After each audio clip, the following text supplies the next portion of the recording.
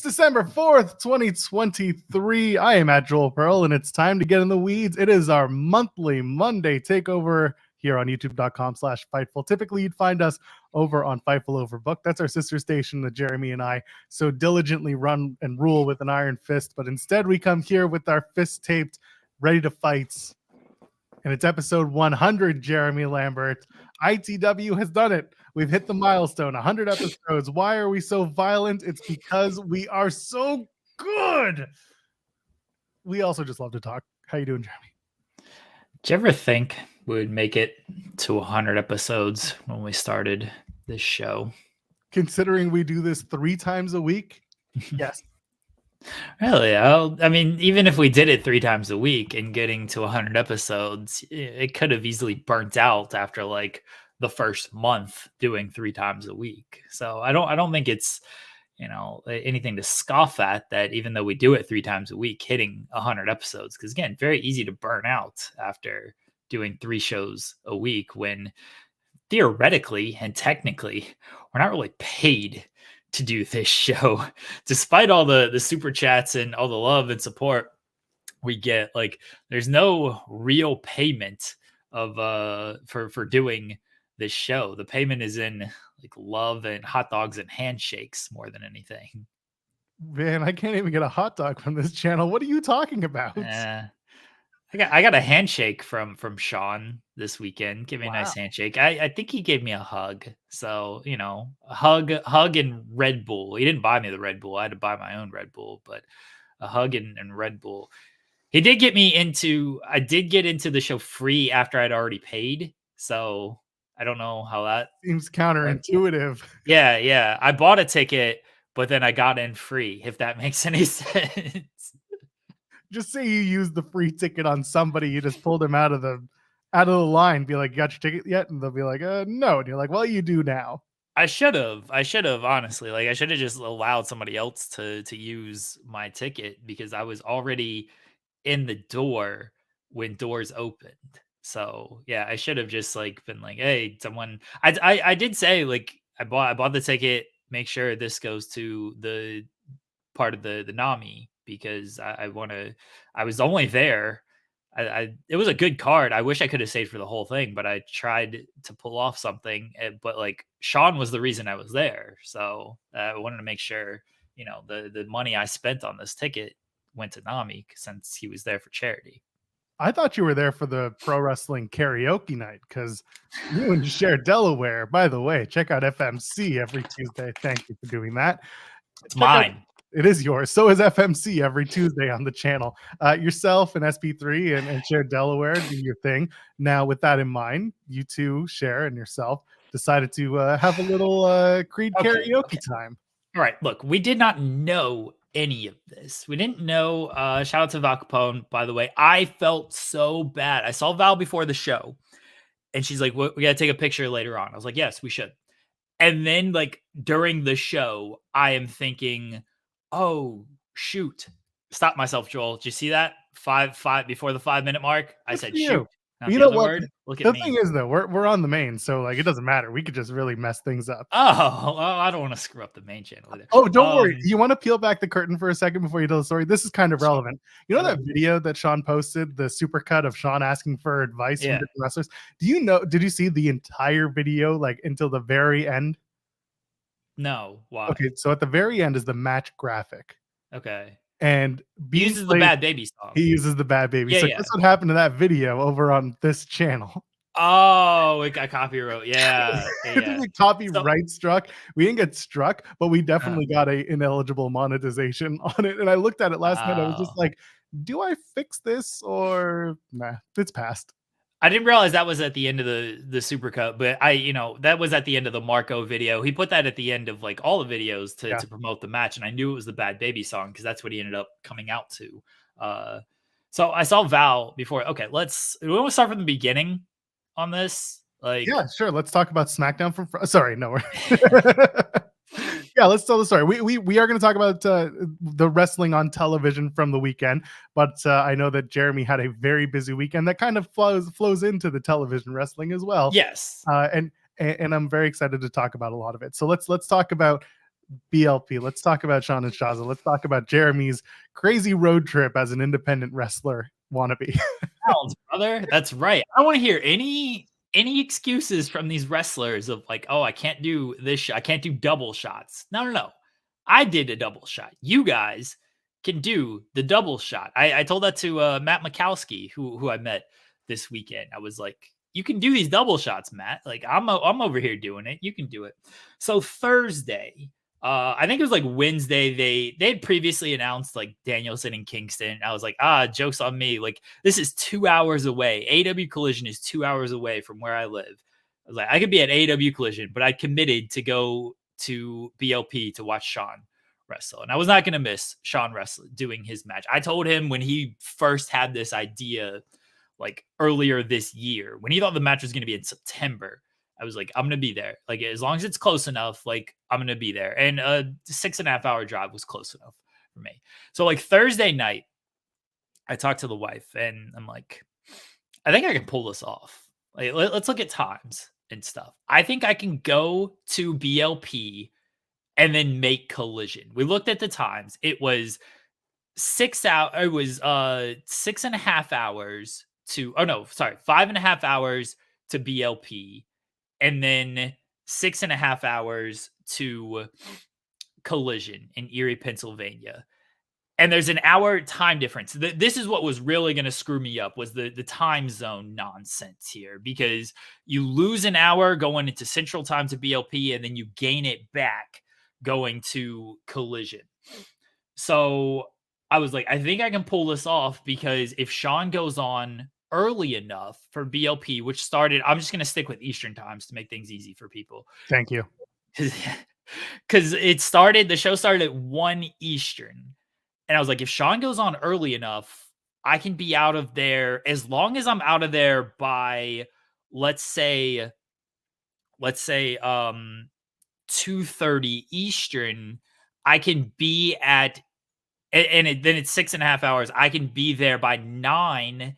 I can be at Collision by 9 Eastern. And as long as Danielson and Kingston's the main event, if I'm there by 9 Eastern, then I got plenty of time for the main event. Really, I needed to be at Collision by about 9:30-ish would be the latest, just in case it's a 20-minute draw, like, because we weren't sure. So I needed to be at Collision by 9:30. So I was like, as long as Shawn is done, and it was a 6.5 hour drive. So as long as Shawn was done by, what's that? 3 o'clock Eastern, give or take, because you got to deal. I had to get gas. I had traffic. Maybe, yes. All right, we're mathing here. But as long as Shawn was done by, let's say 2:30, because by 3 it'd be pushing it too much if you account for gas and traffic and stuff. So like he had to be done by 2:30 p.m. Eastern. Okay. So I was like, all right, I think I can do this. I message Bryan Danielson and I say, hey, are you going to be the last match for Collision? And he's like, I'm not sure yet. I'll let you know. And I said, all right, thank you. But then Bryan Danielson got back to me and he said, oh, by the way, Shawn is going to be on third. I was like, okay, thanks, Bryan. I appreciate that. So I knew Bryan had told me Shawn was going on third. So I was like, he should be done by 2 p.m. Eastern, right? Should be done by 2. Third match, he should be done by 2 p.m. Eastern. By the way, can we just shout out Dragon Select? Clearly the best, however much money in the business Bryan Danielson charges. It's worth it because you got all the scoops.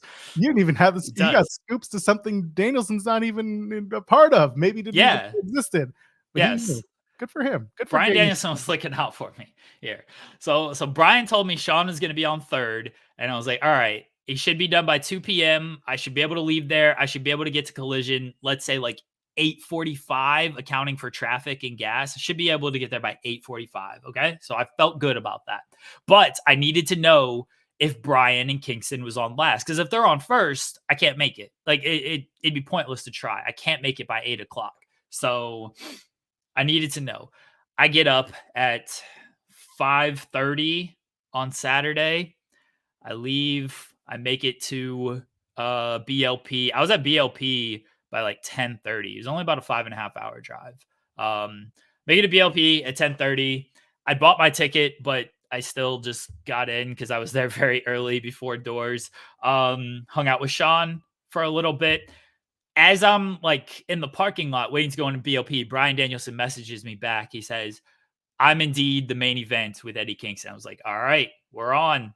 We're on. We're about to do this. We're going to try to pull this off. I hang out with Shawn, hang out with his wife. So I meet Val, and we're talking for a little bit. And she's like, oh, let's make sure we get a picture later. I was like, yeah, we will. And then I completely blanked of like, oh shit, I'm out there. I didn't curse that time. I was like, I did curse that time. I was like, oh shit, I'm actually going to be leaving. And I didn't want to like interrupt. Like once the show started, I realized, oh, I'm going to be leaving. And like, she's doing ring announcing and everything. I'm not just going to like, I should have ran in the ring, but like, I got to get a picture with Val. Just pause the show for a second. I thought you would have just done a run in. Just during the Shaza and Shawn match, do your run in, but instead of whatever spot you had planned, be like, what? Where's Val? Where's Val? Val, we got to get a selfie, and then I'll do what I'm supposed to do, and then just get that out of the way, and then do whatever you were supposed to do. I did. Val was wearing the Sasha shirt where she gets kicked in the face by Britt Baker. And if you hear on the feed, if you hear Val say like, yeah, it's a little bit of bias shirt, that's because I yelled out like, your shirt is bias, Val. So I did get that interaction with her during the show. But I talked with Val for a little bit before the show. I met Matt Mikowski, who's been on Spotlight. It was really fun talking to him, actually meeting him in person. And that's when I told him, like, yeah, I'm going to try to pull this off. I'm going to try to make the towns. He's like, oh my gosh, like, well, you know, good luck, everything. I met Dominic Guarini, who's been on Spotlight. It was good to like actually meet him in person. He's like, yeah, we live like 20 minutes away and never actually like met or anything. It was good to meet Dominic Guarini in person. Met Mikey, owner of Black Label Pro. Met Mouse. I don't think Mouse had any idea who I was when I introduced myself. I was like, Mouse, oh, good to meet you. He's like, good to meet you too, whoever you are. I was like, that's fair. We've only interviewed Mouse one time. He's a very popular, very influential wrestling dad, so I get it. He is. But I met Mouse. But it was good to like meet people who we've interviewed and kind of interacted with and everything. Cher Delaware and her kids were there. I was beating up the little one, Reed. Beating him up before the show. A tremendous neck bridge the kid has, by the way. Tremendous neck bridge. So everything's good. Oh, I talked with Shaza a little bit, just seeing how the match was going or seeing how she was feeling about things. So it was fun to hang out with everybody before the show and talk before the show. Show starts. We take our seats. I'm sitting with Cher Delaware and Sean's wife and the kids and everything. First match was good. Second match, Joel. This is apparently where we became famous. Second match, the great Trevor Outlaw, who's going to be on Spotlight this week. Already booked him. We've booked Trevor Outlaw for Spotlight. He's going to be on Spotlight this week. That interview is supposed to record on Wednesday. He comes out to Creed. And you can kind of see myself and Cher Delaware react of like, oh shit, it's Creed. Like, this rules. Joel, as you know, you've done this show enough with me. Creed is fantastic. I'll sing Creed all day. You get mad. We know. Wife gets mad. People in the chat get mad. Awful. A bunch of haters. Creed hits, though. Trevor Outlaw comes out to Creed, and we're like, we just start singing from our seats. And it gets to the chorus, and I go to Cher. I'm like, Cher, when the chorus hits, like, can you take me? Like, we got to stand up and like cheer and like sing. You should say, okay. So he comes out, he stands on the rope, he does the big pose, and Cher and I just pop up and we're cheering. Can you take me higher? And then we're just in the moment, Joel. We are in the moment right then. They go on to the second course. His opponent came out to Biggie, by the way. Biggie, which was a great song as well. I was like, oh man, back-to-back bangers. Let's go. Well, he comes out to Biggie. And then Trevor Outlaw, he's like, we got to play Creed one more time. And we're like, yeah, Creed. And Trevor's like seeing us. He's like pointing us like, see, they want it. And then he goes in, chorus hits again. Can you? And that's when apparently it cut to myself and Cher as we are just like rocking out to this song. and we got tagged in so much stuff of like, I'm pretty sure here's Jeremy and Cher just like singing Creed and having like the greatest time anybody could possibly have at an independent wrestling show. We were into it, man. That was the biggest pop of the night for us, was Trevor Outlaw coming out to Creed. He was fantastic, going around just like singing, jumping up on the ring post, like, "Hey, want it? Like, it's over, it's over." So that was amazing. And once actually the match started, our phones are blowing up and we're just like cracking up, me and Cher, after this whole thing. At Val, like, what Val was trying to get it to stop. I was like, "What are we doing, Val? No, we need more. We need more Creed out there." So that was a ton of fun, the Creed. And apparently, maybe Val can confirm this, but Cher was told that Trevor never comes out to like Creed. Like, this was like the first time he had done this. Here it is. Trevor Outlaw's a menace. He also used to come out to Billy Squire until Saturday. So he did it for you guys. By the way, speaking of Mouse, yeah, Val also points out that Mouse is an incredible photographer. Case in point right there.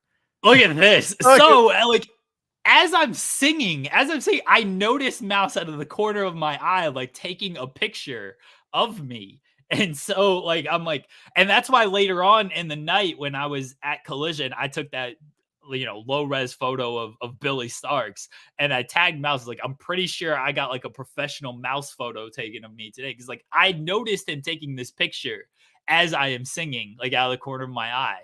And so I was like, oh, that's like awesome that Mouse is taking this. Yes, that's a real picture that Mouse took. It's on his Twitter. Yeah. I have a professional photo from the god himself, Mouse. So I will look, that topped it all for me. That's all I needed. That's all I needed from the weekend. Yeah, the rest of the story just doesn't matter anymore. Like, Shawn, it truly like the seeing Kingston and Danielson, the texting back and forth with Dragon Select. None of this matters. You got to sing Creed, and you got photographed by a fantastic photographer whose daughter is like doing incredible things in the world of wrestling right now. It truly, like, when I had planned this whole thing, like, I did not expect this Creed like karaoke to be the biggest thing of the weekend. Like, that was the most surprising but most fun part of the weekend, is doing Creed karaoke with Cher Delaware. So Trevor has the match. It ends up going to a no contest and everything, but we got more Creed out of that, so we were pumped for more Creed. I knew from Bryan Danielson that Shawn Ross Sapp was on third. So Shawn and Shaza have their match. It was, by the way, it was a great, very fun match. Shawn had told me about it during when we were at WrestleCade. He kind of told me like the layout and everything. It's like, oh, this sounds like a lot of fun. Like, I think people are going to be stupid and hate, but I'm like, I think people will have a lot of fun with it. I wanted to make sure to get the holy shit chant in at the beginning of the match. I don't know if that picked up, but myself and Shawn's wife and Cher were chanting that. And then the "We Want Doors" chant. We made sure to get that chant in as well. So I don't know if those two got picked up on camera, but we made sure to get those chants in. By the way, kudos to yourself, to Cher, to Shawn's wife. For booing the heels and cheering the baby faces. You did it right, and you all made me very proud. You listened and you heed the words. Thank you. Shawn was the heel. We were gonna make sure we booed the heel. We weren't gonna cheer for Shawn, even though he's our friend. He's a dick, right? We wanted to boo him, and we wanted to cheer Shaza. The electric chair drop spot was right in front of us, so I was like, "I got you, Shaza, I got you." And then he does it on the apron. A lot of the action was right in front of us. I thought it went really well, and I know Shawn said he felt well after the match. I believe he'll talk about it on his show, I'm sure. I think he's going to do like its own separate podcast. For all we know, he might run in at the end of this show. He's already told us he is. Oh, okay. He told me. Well, no, he tweeted. He retweeted our show link and said, "I'm going to be talking about the match." So along with the NAMI.org URL. So go ahead and donate to NAMI, because that's where that's really the point of this match was to go and to donate to NAMI, where it's at last count, it's well over $6,500 donated. And they will always take more, and they should always take more. So go ahead if you haven't yet. NAMI.org is where you go to donate for this match, for literally not even for this match, just for the sake of helping those who are in need, especially around the holiday season. Yeah. And, you know, Val announced it was at like over 5,000 before the match, so it's good to see that it's even continued to grow after that. They had a really fun match. The door spot, it was in the corner, and then it moved to the side. When I tell you that myself, Cher, and Sean's wife were just like, we were just clutching each other of like, this could go horribly wrong. I am so worried about this. They did a great job of saving that. I don't know if Sean noticed it. Obviously, Shaza noticed it because she positioned herself. I actually do know if Sean noticed it, but I'll let him tell the story. Yeah. But Shaza did a great job of recalibrating and making sure he still got through that door, because when it was moving, I was like, oh no, like this could go bad. I was worried about just like it not breaking, them not noticing, it like ricocheting, and like just it could have gone wrong a number of different ways. They saved it, it got through. I was very happy that they ended up saving it. Shaza won. Big pop for Shaza winning. You know, she came out and she interacted with Cher, Sean's wife, and I after the match and everything. Sean got taken to the back. I bought a Red Bull during Trevor's match, and I had it stored in my pocket. And I was like right after Sean got to the back, I said bye to everybody. I was like, I gotta go. I'm out. I'm leaving. It is about 2 p.m. Eastern at this point. It's 2 p.m. Eastern. Like I should get there by about, assuming no traffic. I knew I had one stop for gas. I should get there by about 8:30 for Collision, right? So I was feeling good about things. I was feeling very good about things. Get there, get on the road and stuff. I took a wrong turn on the expressway, Joel. The Chicago Expressway. You take one wrong turn on those things, you end up in who knows where. I ended up in so much traffic. And like, then my GPS told me like, oh, you're not going to be there until like 9:20. I was like, what? I lost an hour being in this traffic and everything. Like, are you kidding me? And I was like, I'm not going to make it.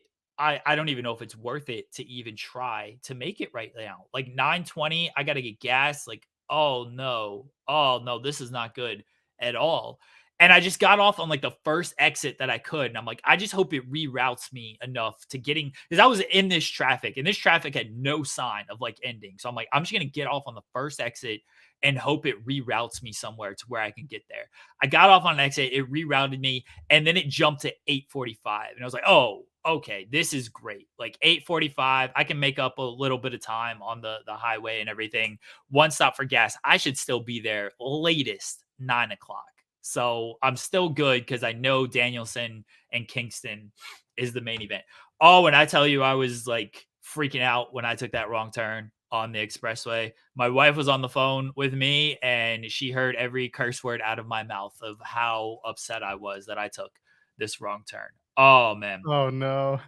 Oh, I was so scared. I was angry at myself because I'm just like, I took one. It was one of those dumb gimmicks of like, take a right and then veer left to make sure. Yeah, thumbs up. Yeah, and leave a thumbs up on the video while you're here. Why don't you veer left and do a thumbs up and share the link with your friends? Go ahead and do that. Anyway, get into your story. Man, I was so worried. But fortunately, I got back on track. Drive, straight shot, more or less. There's a couple turns. Got gas. Felt good about that. Had my Red Bull in me. I was feeling good about that. I get there. I get in Erie, Pennsylvania, at about, call it 8:40, 8:45-ish. I made up a little bit of ground. Gas was, fortunately with gas, it was a service station. Didn't have to get off on an exit or anything. Just pull through service station, get gas, get out. So I get there at about 8:45, 8:50. Park. Didn't have to pay for parking. Always love that. Get into the arena, right, Joel? I didn't buy a ticket. I didn't buy a ticket for this show because I figured, I was like, I'll just buy one when I get at the show at the arena box office. Shouldn't be that big of a deal. Of course. Like they should sell tickets like while the show is going on, right?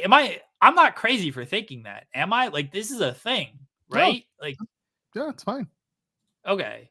So I get there, I go into the arena box office, and it says window open. It's window open on all of them. There's nobody at the window. Nobody at the window, so I could buy my ticket. And I'm looking around looking for anybody, and I'm like, can somebody help me? Bryan Danielson is there. And I go to Bryan Danielson and Stop it.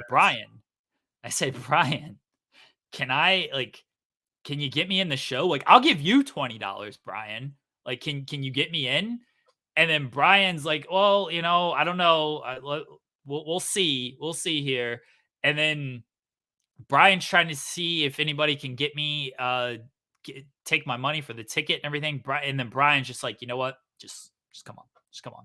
Just go through and just come on. I was like, oh, Bryan, you are such a savior. Thank you so much, Bryan. I appreciate that so much. And so Bryan lets me in. I just go and I just find a seat, an empty seat, kind of in the 200 section or whatever. That is like that's all I care to do. I know, Louis. I'm trying to be ethical here, Yeah. though, and And also, like, you can't really mess with head of the ticketing committee, Bryan Danielson. yeah, He has a lot on his plate. He's got to make the final decisions when it comes to ticketing. So we had to yes. go through the proper channels. So I see Pile Driver Finishers kind of taking a shot at me. From what some of you guys said, it's easy to buy tickets on the same day. And it is. It just so happens that if you go directly to the venue at the time of the show, they might be out for a smoke break. All of them. All of them apparently. You got to do All it of them. online. You got to go on Ticketmaster.com and just buy the ticket there or wherever. I tried to go like as I'm talking to Bryan because Bryan was a little bit worried about letting me in, understandably so. I'm like on Ticketmaster on my phone. It's like, oh, you can't get tickets for this event Because because it's it's already like, started. yeah, because it's already Yeah, started. yeah. So Yeah, you like gotta I go into couldn't the do third it. party groups.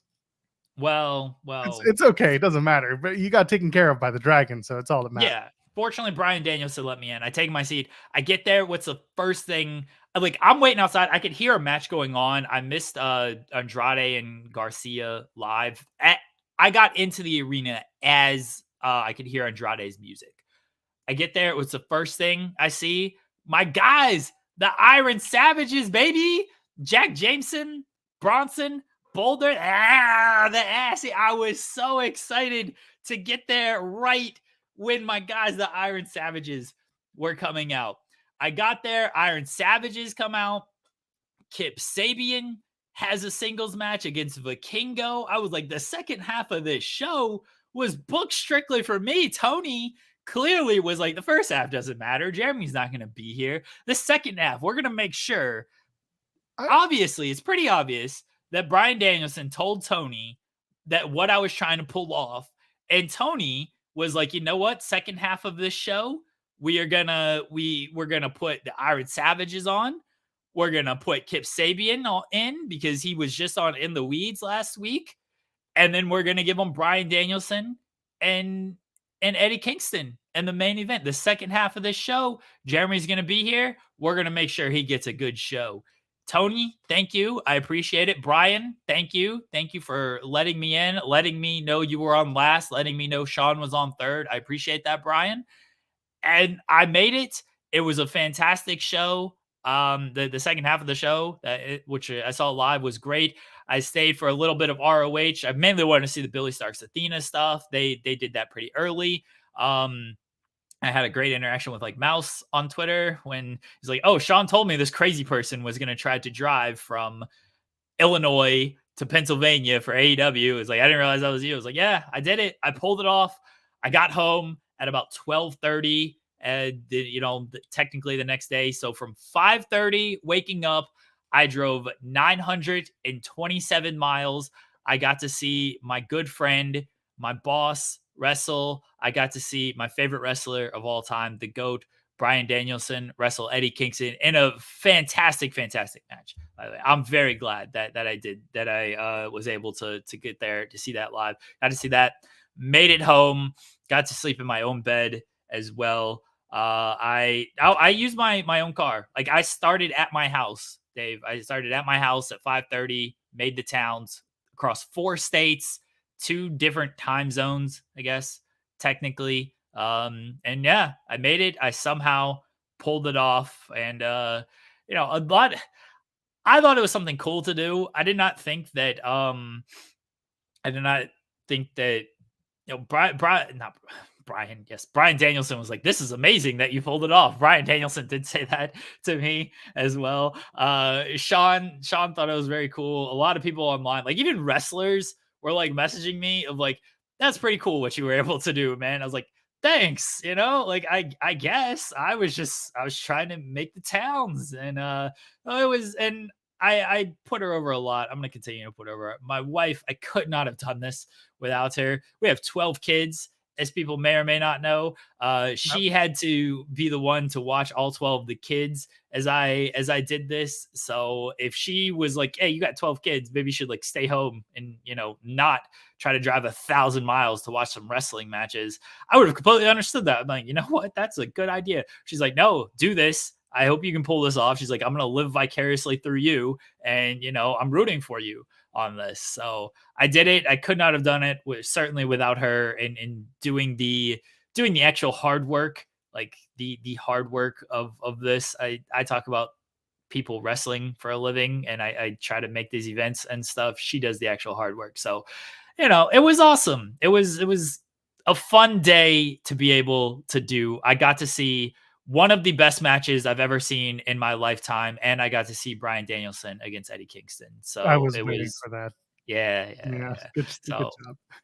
it was fun, man. Yeah, and I will say this. If you've never been to an independent wrestling event, I encourage you to go, even if you might not know like everyone on the card. If you know like one person, and you're like this show had like Gangrel and Dirty Dango, and Maki Ito, Zaya Brookside. So it had like some WWE name. I know Maki was in WWE, but she was in AEW. So it had like some names that you may have known.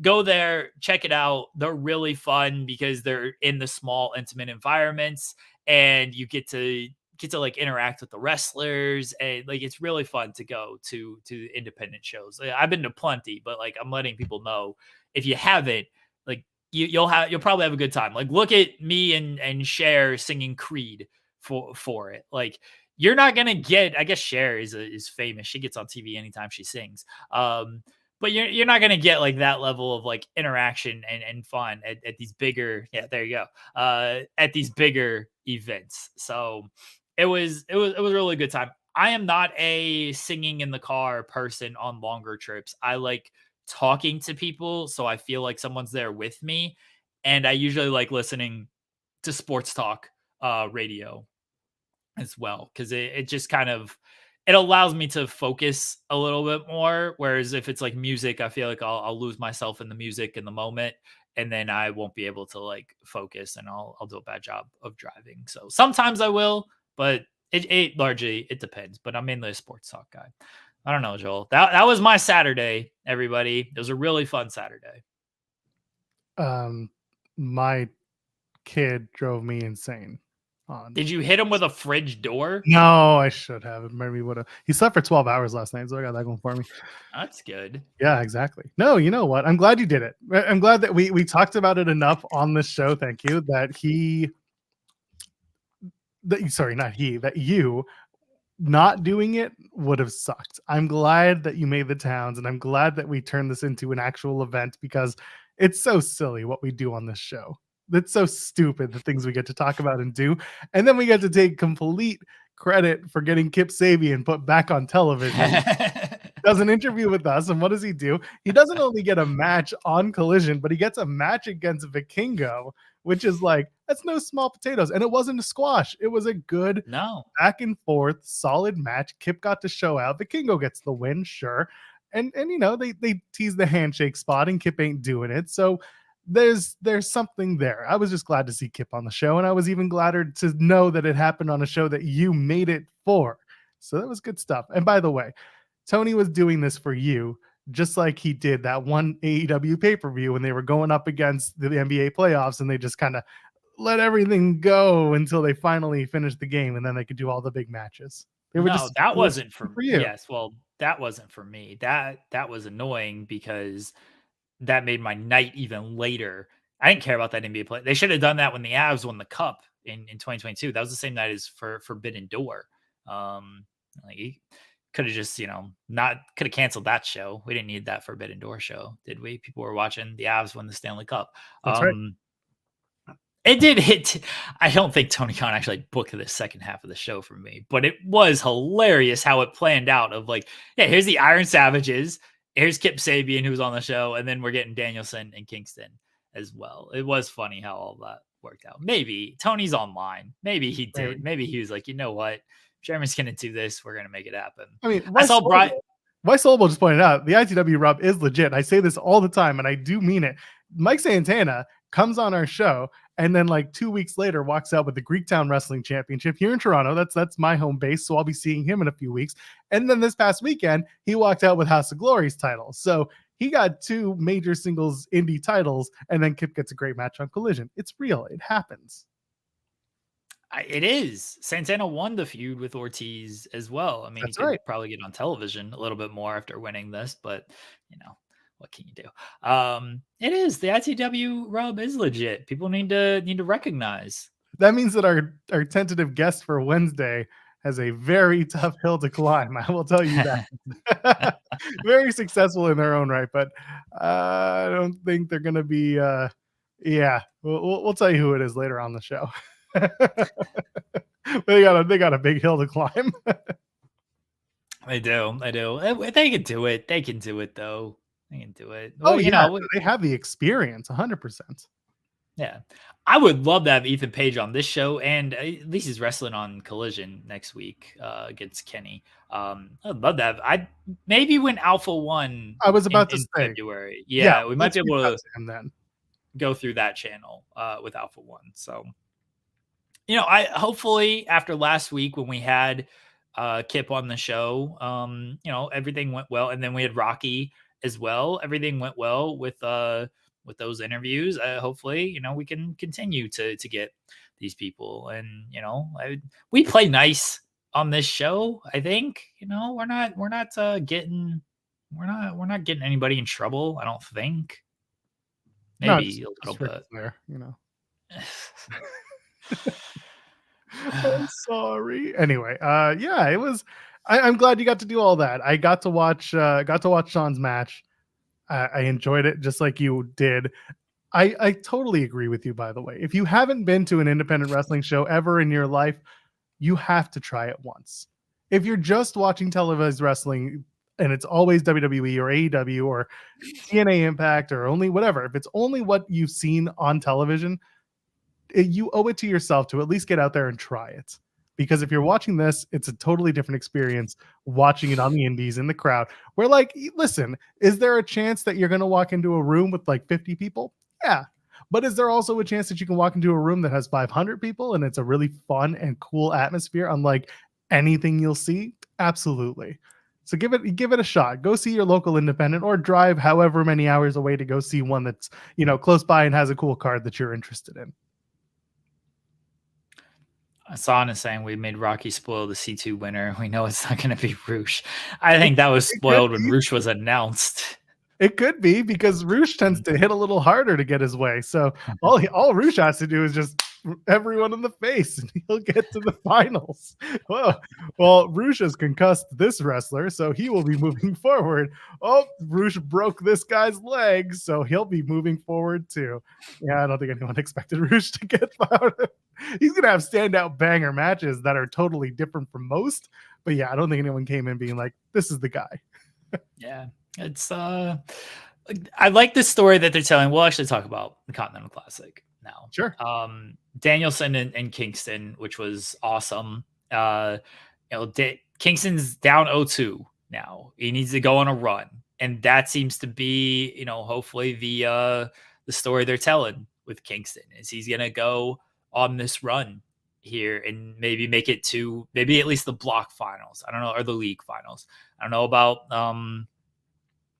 about winning the whole thing, but maybe at least make the league. He's got to start by beating Claudio, and that's a guy. He did beat him in their last match, but Claudio's typically had his number. That was the story all throughout.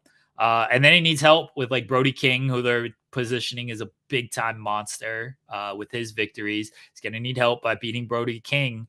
And then maybe Danielson needs to lose at some point as well. But I like the stories that they're telling on this with Eddie Kingston kind of fighting from underneath, Brody King being this big monster, and then Bryan Danielson just being like Bryan Danielson. Those are the big three stories that stand out from the Gold League. Is it the Gold League on Saturday? I get the leagues. No, the Blue League is on Collision. The Gold League is on Dynamite. All right, sorry. Yeah, Danielson's on the Blue League. Yeah. Okay, the colors confuse me, not the math. I can do the math. The colors are the confusing part. See, I'm the other way around. I can't do the math, but I know the colors because. Okay.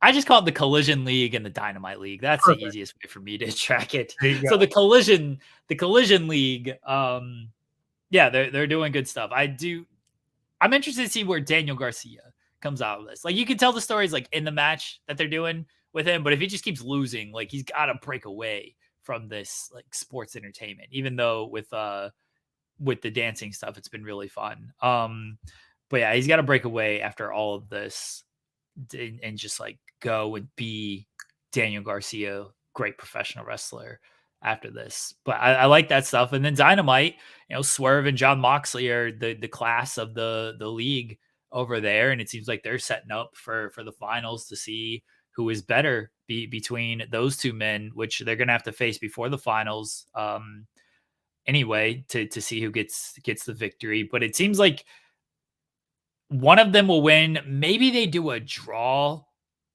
between John Moxley and Swerve, and then that's their only like loss. Otherwise, they win the rest of their matches, and then they meet in the league finals, and they get a winner out of that. I could see that happening on the Dynamite side of things.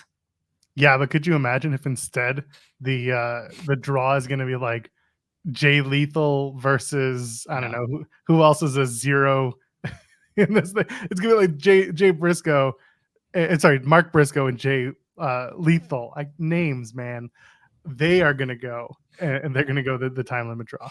No, that's not gonna happen. Why not? Why can't it? That's not gonna happen. Absolutely should. Did you ever think about what title is underneath that shroud? The Collision, the Continental Classic title. Oh, because Kate and I had a discussion about this last night in our absolutely exhausted glory.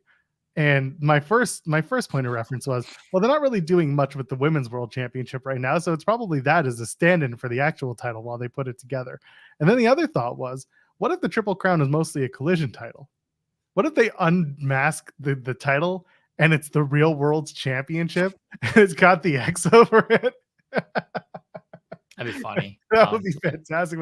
We found this in the trash, so if you want to wear it along with the other two titles, they're about as valuable. So just go ahead and bring some prestige to this. Wow. I'm sorry. I'm excited for the person who wins that title to find how to make it prestigious and make it a title worth defending on various platforms, Ring of Honor, New Japan, AEW programming, whatever it is. But as of right now, like, the title is meaningless. It doesn't have any lineage other than the lineages that are being caked into the Continental title. So I just thought to myself, I was like, well, they got to recycle a belt for this, right? It looks like the Real World's Championship. Sean is pointing out that if they still had it, which there it is, imply that Punk took that with him. Punk's going to show up on SmackDown on Fox in front of 2 million viewers watching at home, and just he's going to gift it to a troop in the audience. That'd be funny, honestly, if he did. You're like, oh, just don't show them what I give them. Just show them that I'm giving them a bag. Don't show the reaction of what's in the bag. I have not thought about what's underneath there. What are your thoughts on the Continental Classic so far, Joel? Can you math? No, but I can't say that I'm enjoying the matches. And like I told you on Friday, I'm enjoying where it's going. I'm more excited for how these little stories might play out, hopefully without the need for homework, as I like to put it. I don't necessarily need people to hit me over the head on the internet about where the storytelling is. I'm hoping that they do it on the show and bring attention to little things, such as, Daniel Garcia. He continues to lose the match. There's something there. He's going to potentially maybe even beat Bryan Danielson, because that's his big moment, the biggest moment he's had so far in AEW. Bring that back around, and that's going to be what satiates him for the entirety of this tournament. Otherwise, that's the only win. Brody King's on a tear. I love that. There's some really just, again, banger matches that are starting to build to bigger stories. And I'm looking forward to how we continue to tell those stories, because that's something that this tournament has the potential to be, is both really, really good matches, which is AEW's forte. And then the storytelling is the next thing that we're kind of moving into figuring out when it comes to how AEW puts together these matches and the stories that come with it. Well, they're telling the stories. They don't need to beat people over the head with it, but they got to at least, the announcers and then airing some promos got to at least mention it, so people, because there are going to be people who just don't understand it. Just like, okay, cool match. What's the point of this? Like, there are going to be people who do that. So you got to at least like give it to them a little bit to make them understand it. Yes, and that's what I'm getting at. When you see a Jon Moxley promo that airs on Collision, that aired on digitals, this is something you and I talked about on Friday. Yeah. That is a big plus, and I hope that they find a way to have those, like I said on Friday, have those 2-minute segments, find a way to cut them down to 30 for TV, but say that if you want extended comments, they're over on our YouTube, X, whatever you want to call it, it's up there.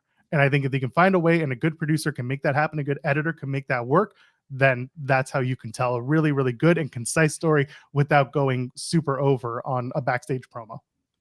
Well, I mentioned it earlier, Joel, how I witnessed the greatest match of all time. And then I also witnessed Bryan Danielson against Eddie Kingston.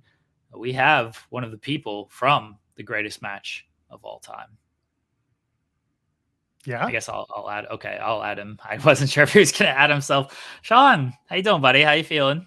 I'm feeling great, honestly. Feeling very good, fulfilled about what we did this weekend for Nami.org. But I just want to make my case for a rematch right now.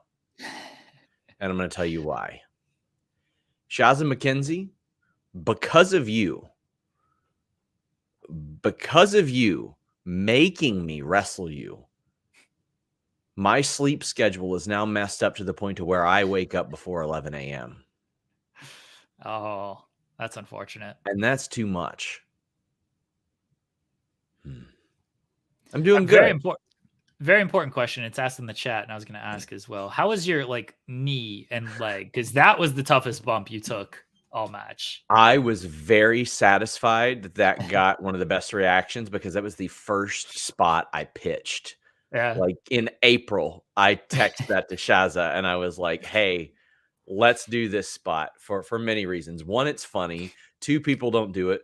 Three, it's going to help her. People are going to be like, oi, mate, she's got a big ass. Let me go to her Twitter page. What? She's got an OnlyFans? Let me subscribe to that too. That's what I was hoping would happen, because like I said, I mean, I did this for Nami in charity, but this is her job. This is her living. This is how she pays her bills, and a move to the United States is not cheap. So hopefully that casts more positive than negative light on her as a result. But I'm really happy. I'm trying to set up something with Shazza. I know we're going to talk about it on lists or the hump this week as well, because Jimmy wants to talk about the match. But every time I do something like this or the GCW thing, what I like to do is to do a full podcast about it, just for the sake of transparency, because I understand there are some people that would be like, oh, well, how do we know you're not working us and doing something else? I'll tell you when I'm working you.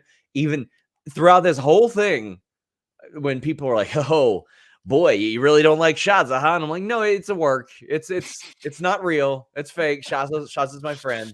We are actors on a stage. I am not going to. Wow, kayfabe dead, brother.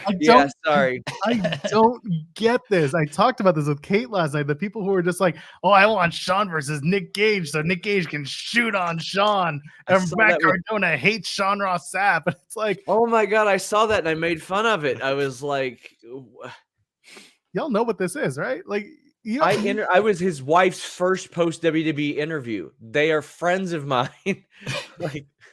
And these are the first people to be like, it's fake, don't you know? It's like, thank you. I do understand when people are like, oh, well, what happens if you have to report something negative about Shazza or Cardona or somebody like that? Well, we do. We do. I was in the ring with Joey Janela briefly. I reported that guy got fired, for the love of God. Unfortunately, that's the way that it happens. I did a show with Riddle years ago, had to report all kinds of negative shit about Riddle. So, I mean, that's the job. And anybody who becomes an acquaintance and or friend of mine along this process knows that family, job, those are the two most important things to me. But I was very happy with how things, I was happy with the match too. Like when I watched it back, so I'm waiting for a copy. There was a guy that was around ringside that films the whole thing. And I was like, please send me that copy as well. Because when it's on Fight, which is something I sure could have stood to know at the Squared Circle Expo thing, it is not optimized for crowd sound like at all. You can't even hear what I'm saying through most of it. And as Jeremy can attest, I was very verbal during that match. Yeah. As we had expected and as we had pitched. Yeah, I wanted to do basically my thing was if nobody else is going to make noise, I'm going to make noise. So I was trying to be as verbal and obnoxious as possible throughout that. So I'm really excited to hear it, like with the crowd volume and all that. But man, at the time the match started, we had raised $5,500 for the National Alliance on Mental Illness at NAMI.org. One of my favorite parts of this was there was a potential sponsor that hit me up and said, hey, what can I get for $100? And I mentioned him the shows that he could advertise on. And I said, you know what? If you donate X amount to NAMI, I'll give you reads on these shows that I don't have sponsors for just to do it because I'm able to do that. So he took that to his business partner, and then they sent me a screenshot of them donating $2,000 to NAMI.org. And this was a couple weeks ago. And that just made me so happy because I put on Twitter, like, I'd like to think that either we help people or we help people help people. So that was something that meant a lot to me. And I was glad that Black Label Pro was willing to get on that. Black Label Pro will not post it publicly, I'm sure, but they made a sizable donation to NAMI as well, which means a lot because, you know, I saw the criticisms there like, oh, how much could he possibly raise? Apparently quite a goddamn bit. I saw somebody say, well, why didn't you just make a donation of your own? Listen, I'm doing well. I'm not doing well enough to just drop $6,000 on a NAMI donation. I have a house to pay for, a vehicle to pay for, family members to take care of. But Jeremy, what did you think of the match? Sincerely, what did you think of the match? I told you this. I tweeted this. I thought it was good. I thought it was fun. I thought it was well put together. Like I knew. I guess Are you in for a treat then? Because guess who put together the whole thing? Well, okay. So I was gonna say, like, can I tell people like you can tell people much... whatever it is that you want.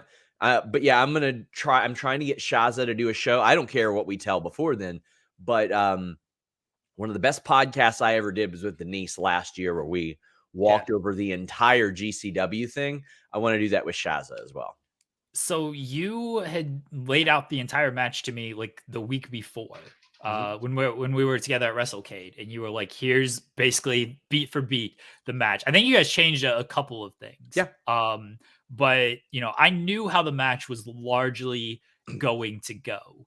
And you know, once I actually saw it play out, it was even better because I did like the changes that you implemented. But like I don't know how it came across on TV. I've not actually watched the TV portion back. You mentioned like the crowd noise and stuff. You know, my wife had messaged you and messaged me of like, we can't even hear like Val on the mic when she's like announcing. Like it's tough to like hear her. So I don't know how it came with the crowd on it television. Was definitely optimized for the commentary. And it was so funny. One of my friends was like, oh my God, they were tearing you up on commentary. And I was like, well, I'm a heel. And also her tag team partner was on commentary. Yeah. That was supposed to happen. But the electric chair that I did on the apron, that was originally going to be inside. That's a move that I did back when I wrestled. And one of the reasons we did that was because some of the early matches that we would work were on, like we would do demos for our catch wrestling team. So we would have boxing, kickboxing, submission wrestling, MMA, and pro wrestling demos. we did not have a pro wrestling ring. We had a boxing ring. So we were working those matches in a boxing ring, and to minimize bumps, we would do stuff into the corner because we were very fortunate that we had the New Japan style corners where it's got the long buckles, to a point to where we made that our gimmick on the indies. We would bring those turnbuckle pads and make them switch them out. But I would always do that into the corner. And with ropes, it works really well. And Shazza was like, well, let's do that outside the ring. And I thought, damn, I love that idea. That spot, I was waiting for you to drop her onto us because it did take place right in front of us. Yes. That spot. So I was waiting for that. No, it was really fun. And I think if people can hear more of, I guess, enhanced audio, like the things you were saying, the selling you were doing and stuff, people online are going to be dicks because they're just stupid. But like being there, they can't listen. They can say they disliked the match. They can't say I did anything that looked bad. They can't say that, like I'm very hypercritical of my stuff that I do in the ring. Like I didn't look good at the GCW thing, but granted, you know what? I had to teach that woman how to throw somebody over the top rope in a parking lot the day before. Like it wasn't, it's just not the way. But I watched it back and I was ready to criticize it myself. And I'm not going to be like, oh, perfect match. But I was very happy with how everything ended up. Like, and I would pick up things from when I would tell people about the match. Like Ali Albright was like, hey, you should do a big jump at the end, and then that sets up her kicks. And I was like, brilliant. I love that. I went and trained with one of the members of my catch wrestling team a couple weeks ago. A 6'3" jacked fitness instructor was playing the 5'2" Australian girl for me. And I was like, okay, well, after the candy corn, I want to do a submission, but it needs to be one that frees up her arm, frees her up to scoot around. And I wanted to do one that nobody else really does in wrestling.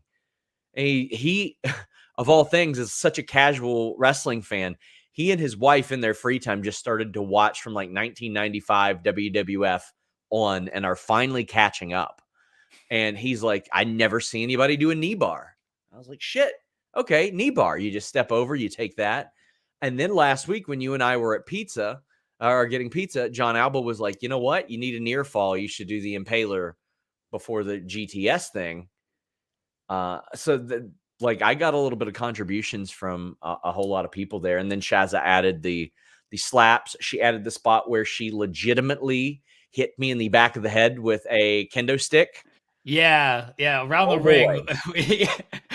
I leaned over to share, and I'm like, oh, that one looked a little tough there. That one was not planned. It was supposed to go kendo stick shot to the ribs, and then when I climb into the ring, one across the back, I try to get in the ring again. So as I'm crawling, wham, right in the back of the head, and I see Zaya Brookside backstage, and she's like, me, you twins, huh? Because she got her nose broken by a couple weeks ago. So, okay, this is one of the things that I mentioned, like, couldn't be conveyed on commentary. What was the backstory of Candy Corn? That was hilarious. The underlying story to this, to me, was Bugs Bunny versus Elmer Fudd. I wanted to be the dumb hunter going after her. If you noticed, I never landed anything with a weapon the entire match. I didn't land a strike. And I didn't land a weapon the entire time. So when I picked it up, I wanted to like narrate the match. And I was like, I even put these here earlier. And then I was screaming that I had thumbtacks. And then I pour it out. And Shazza had replaced my thumbtacks with candy corn. And commentary didn't get the memo, but it was supposed to be expired candy corn from Halloween. Now, let me tell you this. I've had people say, what hurt the most in the match? I'll tell you what hurt the most in the match. About 9 minutes in, when I haven't wrestled in 6 years, and the only thing I want is a drink of water, and I taste candy corn instead. Seriously disgusting. And I know a lot of people are do hyperbole over that. No, it was gross. And if that couldn't make it worse, guys, 1 minute before I walk through the curtain, Josh Bishop walks up with a container and goes, smell this. And for some reason, I said yes. Oh, that was your fault. It was smelling salts, brother. Yeah. He's told us those stories too. Ugh. Yeah. He's a big smelling salts guy. He's like, this will open you up. It did. I was like, man, people are going to see me crying and they're going to think I'm emotional over this. So I had to blow my nose. And somebody came right back to the back and they're like, listen, nobody can accuse you of doing coke again. It was like, you're a smelling salt lightweight even. But so the door spot, how they adjusted on the fly, I'll tell you how we adjusted on the fly. We didn't. Shazza did. Yeah. I had no idea that the door moved until I got on Twitter a half an hour later and saw it. Had no idea. In fact, I saw one of the videos and I was like, damn, why did she slow down? Because one of the things I conveyed to Shazza was hit me as hard as you can with everything that you can, because I don't want to give those weenies any reason to say anything. And then I watched and I was like, oh my God, it actually slid as I turned around. I had no clue, because from what I see, me getting tackled, me going through a table, and I'm like, thank God that thing broke. Thank God the door, table, whatever the hell that thing was, broke in half. I didn't know until later, and I was like, Jesus, man, like that was the difference in us getting ridiculed heavily for something like that and being on Botchamania and being a pretty good spot, I thought. But one of the original pitches was a power bomb through one of those. But I thought about it and I was like, okay, that would have required us to set up a superplex, and I could take the bump. I'm happy with it. But setting it up I feel like it would have been convoluted. And then to get to the corner to set that up and all that would have been a lot more streamlined to do it the way that we did it. I told you this yesterday of like, I'm sitting there with Cher and your wife, and I'm just like, we see the door move. Like we see it as you're turning around, and we don't know if you guys see it. And like, we get like we can just like feel each other clutching of like, oh my God, I hope they realize this door is moving. And then I think we were also worried of like, it could bounce and ricochet weird. It might not break. We had no idea if like you guys noticed it. And then I messaged you yesterday. I was like, did you know the door moved? And you're like, no idea. And I was like, oh, thank God Shazza saved that thing. Cause yeah, that could have gone horribly wrong. And the match was going so well up to that point. And like when that door started moving again, us three, we were just like, oh my God, they need this to go right. Because if this goes wrong or Shazza like just goes into the corner and doesn't hit the door, people are just going to be fucking stupid about it. Like they need this to go right. And I was like, oh, once you went through that door, I was just so happy of like, oh good, Shawn actually went through the door. Yeah, and I think it ended up going all right, because originally I wanted us to both kind of lay there in the rubble. Then she pulls me out.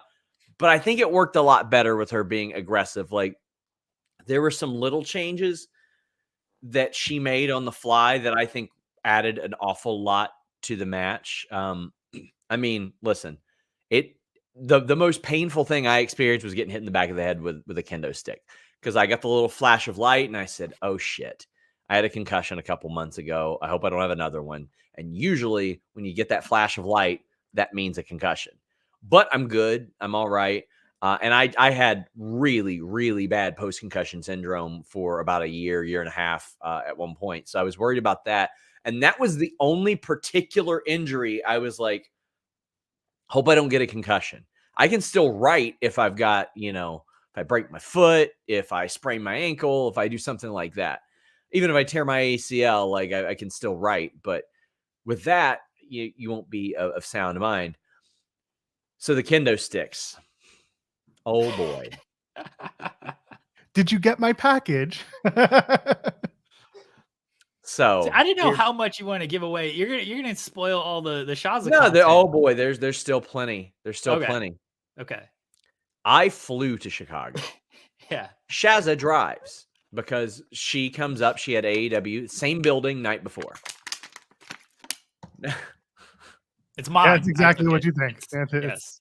And she brought the kendo sticks there, and upstairs at the Berwyn Eagles, there is a 6-sided ring in the changing room for people to go over their matches in and to never bump in because it hurts. She had put those underneath the ring. At about 9:55, as I'm getting breakfast, I get a message. She's like, I left the kendo sticks here and they're gone. That was obviously a very important part of the match. And she found the most horrible bundle of sticks taped together that somebody had used as a kendo stick there before. And I said, we ain't using that. She found a crutch, and I said, we definitely ain't using that. And I'm really glad, considering I got hit in the back of the head, because my head would have been split open. Thankfully, Trevor Outlaw had a kendo stick. It was him. Kendo stick. And sent someone to get it. I don't want to name names or anything because I don't know if he wants the name out there, but thankfully saved that. But if I find out who stole those kendo sticks, I'm going to write false information about you on the internet, and I'm going to ruin your career. So thank you for letting me know it was Trevor Outlaw. He's going to be on Spotlight this week to talk there you about go. Only Creed and his Creed entrance. We had to follow that. Like that would have been great for after us. Then I would have missed it, and we would have missed all of that. Yes, look at this professional photo by Mouse. So thanks for letting me know it was Trevor Outlaw. But yeah, so I saw Shaza before the match, and you had told me that the kendo sticks had been stolen. I saw her with a crutch, and I'm like, are you thinking of using a crutch? She's like, well, it's all we got if we don't have these kendo sticks. Like, oh, but she told me somebody might have one and might be going to get one. I was like, oh, I don't think a crutch is like a suitable replacement. She's like, we're going to make the best of it. I was like, oh man, good luck. Oh my God, man. My God. I'll tell you so, people are going to come for me online no matter what, but I'll tell you what is hilarious. So I wanted to wear a shirt because I wanted to get some more heat by having Shaza getting kicked on my shirt. Like I wanted that. But the number of like teenage stan accounts that are like CAW attire. And I was like, listen, no, sorry, you can't do that. You can't lie and say that. The CAW attire, it is Cincinnati Bengals inspired very clearly. I had a lot of people hit me up about about how much they like that, but a former Wrestlemania main eventer messaged me and said, I just saw you do an atomic drop on, I can't remember if it was Twitter or Instagram. They were like, that was a fucking brilliant spot. I was like, oh my gosh. And they said, did you come up with that spot? And I said, yes. And they just replied, of course. And then I told them to tell TJ Wilson I'm coming for his job. But yeah, I will say this, like I have never had a desire to wrestle like full time or anything like that. When I wrestled, which a lot of people don't even know that I did, it was very low level independent companies here in like our tri-state area. And I mean, these weren't the greatest shows, but I got to work with my catch wrestling coach. I got to work with members of my catch wrestling team. And that was sort of one of the points. We wanted to show how easy the transition was from catch can wrestling to pro wrestling or MMA or traditional grappling or anything like that. And I only worked about once a month, but once Fightful started, I just stopped. I was like, I'm not going to do that anymore. Not going to competitively grapple or wrestle anymore. And there was something inside of me that was like, you know what? I kind of want to do this at least once more now that I've made a good career and at least see that I can do it. And now I've got 3 former WWE wrestlers that have hit me up about doing a match next year. We'll see. We'll see about that. But I had a lot of fun. It was very fun. And I'm so satisfied that we raised money for a good cause. And anytime you guys see me wrestling or doing anything like that, it will be for something similar. And I am very aware that many of you like don't have that to give. I've been in that boat. I was in that boat 3 or 4 years ago. So I feel you. But for those of you who did support, I really appreciate it. And We'll talk about it more on the hump on Wednesday, but I'm trying to nail down something with Shazza. She's like, oh, I might have a few minutes Thursday. I'm like, listen, Shazza, this ain't WWE or NXT or ROH or AEW. You got to do media when you wrestle me. You have to do the tour. You have to do all that. And, oh, look who's here. Look who's here. The candy corn spot ruled, but I was sad to see it wasted. You did great. Yeah, I want to get the version with like I feel like we did our own commentary on the match. You know what I mean? Yeah. That's how I feel. Val's always here, by the way. I know she's great. Very famously loves our show. She was biased with that shirt. Though. That's right. She was, and I really appreciate it. Also, a cool thing Shazza did. So I Googled boomerangs like Tuesday or Wednesday, and the first one that came up matched my gear. That was the first one that came up. And it said, it'll be there Friday. I said, awesome. So I got that and a bunch of orange shirts on Friday. And after the thing, Shazza was like, hey, sign this boomerang. We will sell it at the merch table. And somebody bought it for like $30. So we raised $30 more from Nami. That's the donation I'm physically making. I'm going to send one to Nami and then, for that amount, but brilliant. She was able to sell the boomerang as well, which made me happy. That was very cool. I made sure I let them know. Hopefully they took, but I paid for this ticket because I didn't want it, but I got in free because I didn't get anybody comped. Nobody got comped as a result of me.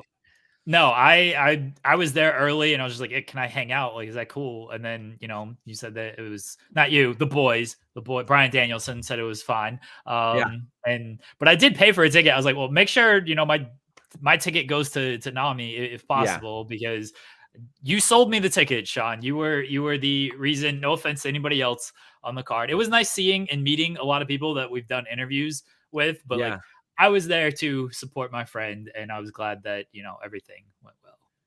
Yeah, I saw Maki there. Maki's process of getting ready is very extensive.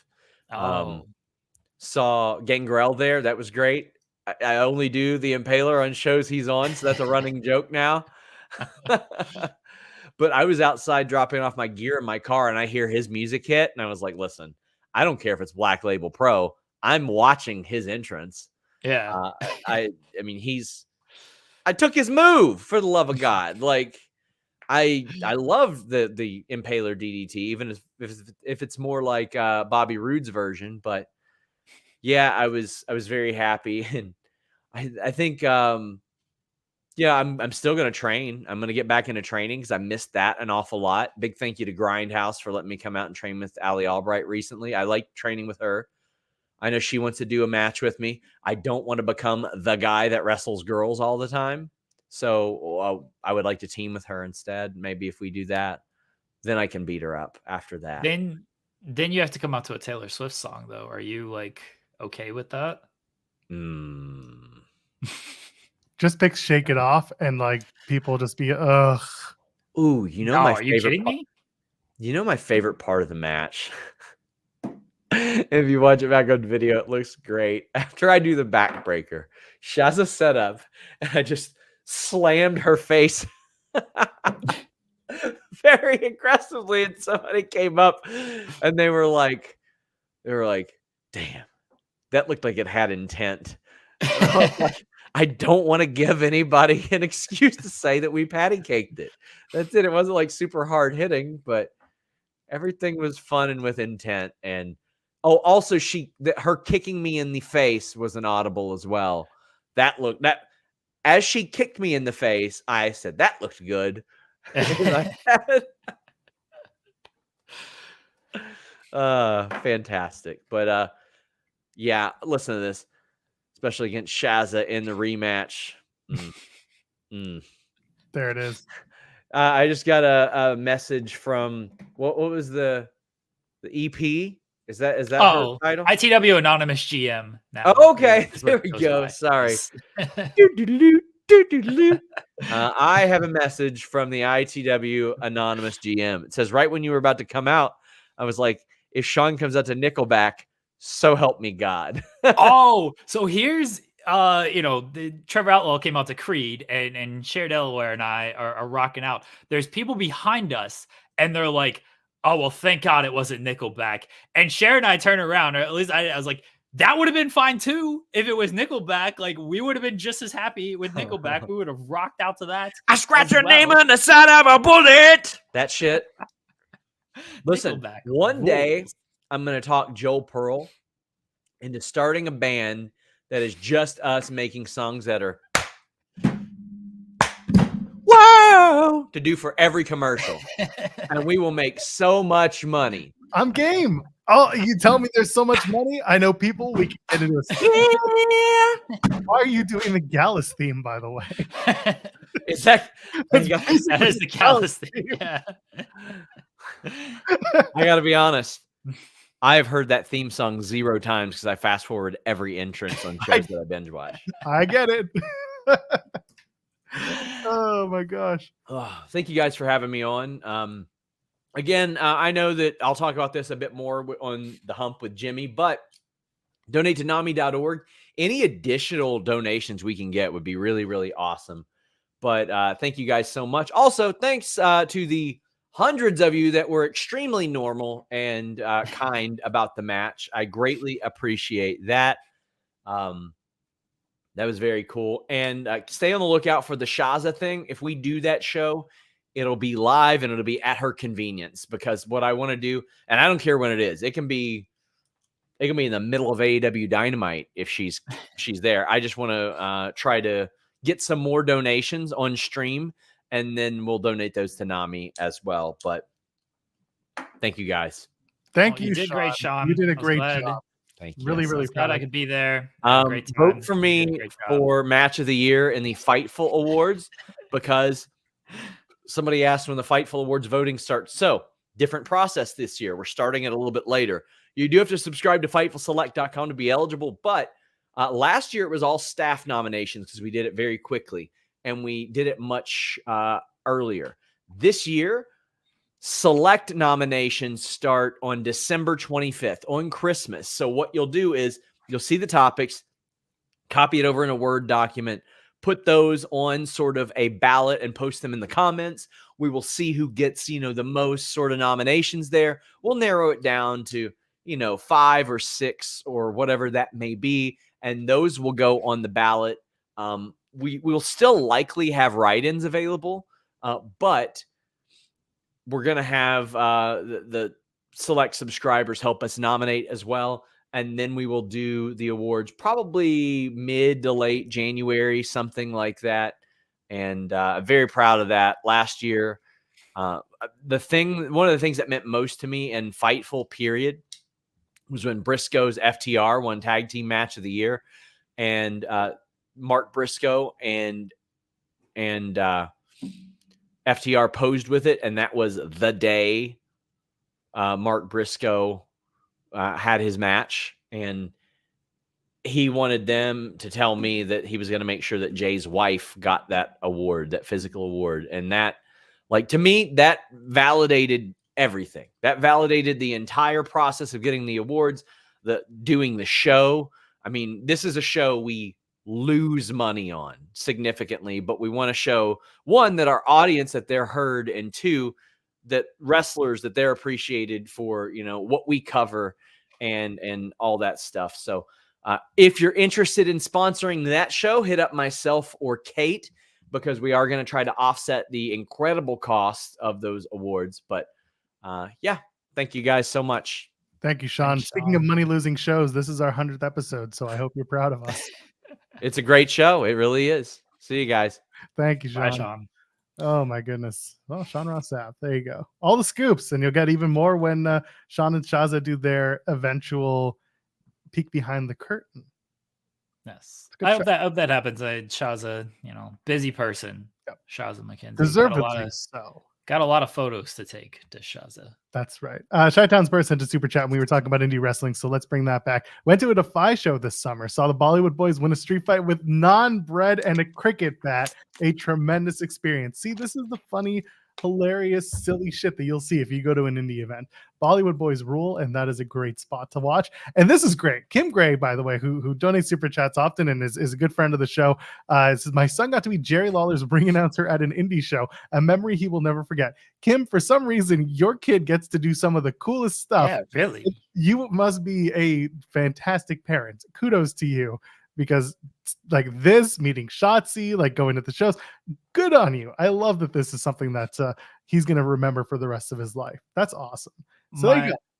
My wife just texted to remind me that we went to AIW a couple years ago, and Britt Baker just showed up at the show, and it was like, oh shit, Britt Baker is here. Like, you don't know, sometimes random people will show up. We've seen Jericho, Moxley, Swerve. Like, sometimes they'll just show up at indie shows. And again, even if like you don't get this big show up or anything, just the interaction with the crowd, the fun spots. We've put over live events of like, hey, go to a WWE live event.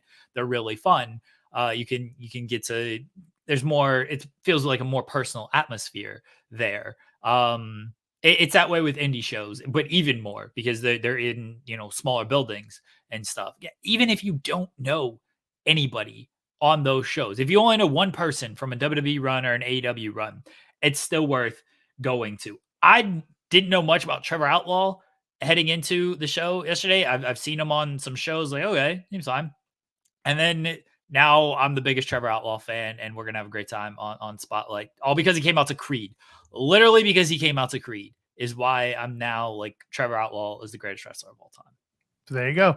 And again, you go to an indie show, you might know who anyone is, but there's someone in that crowd who does, and that will influence your decision to a certain degree. So go and enjoy, try something new, never go wrong.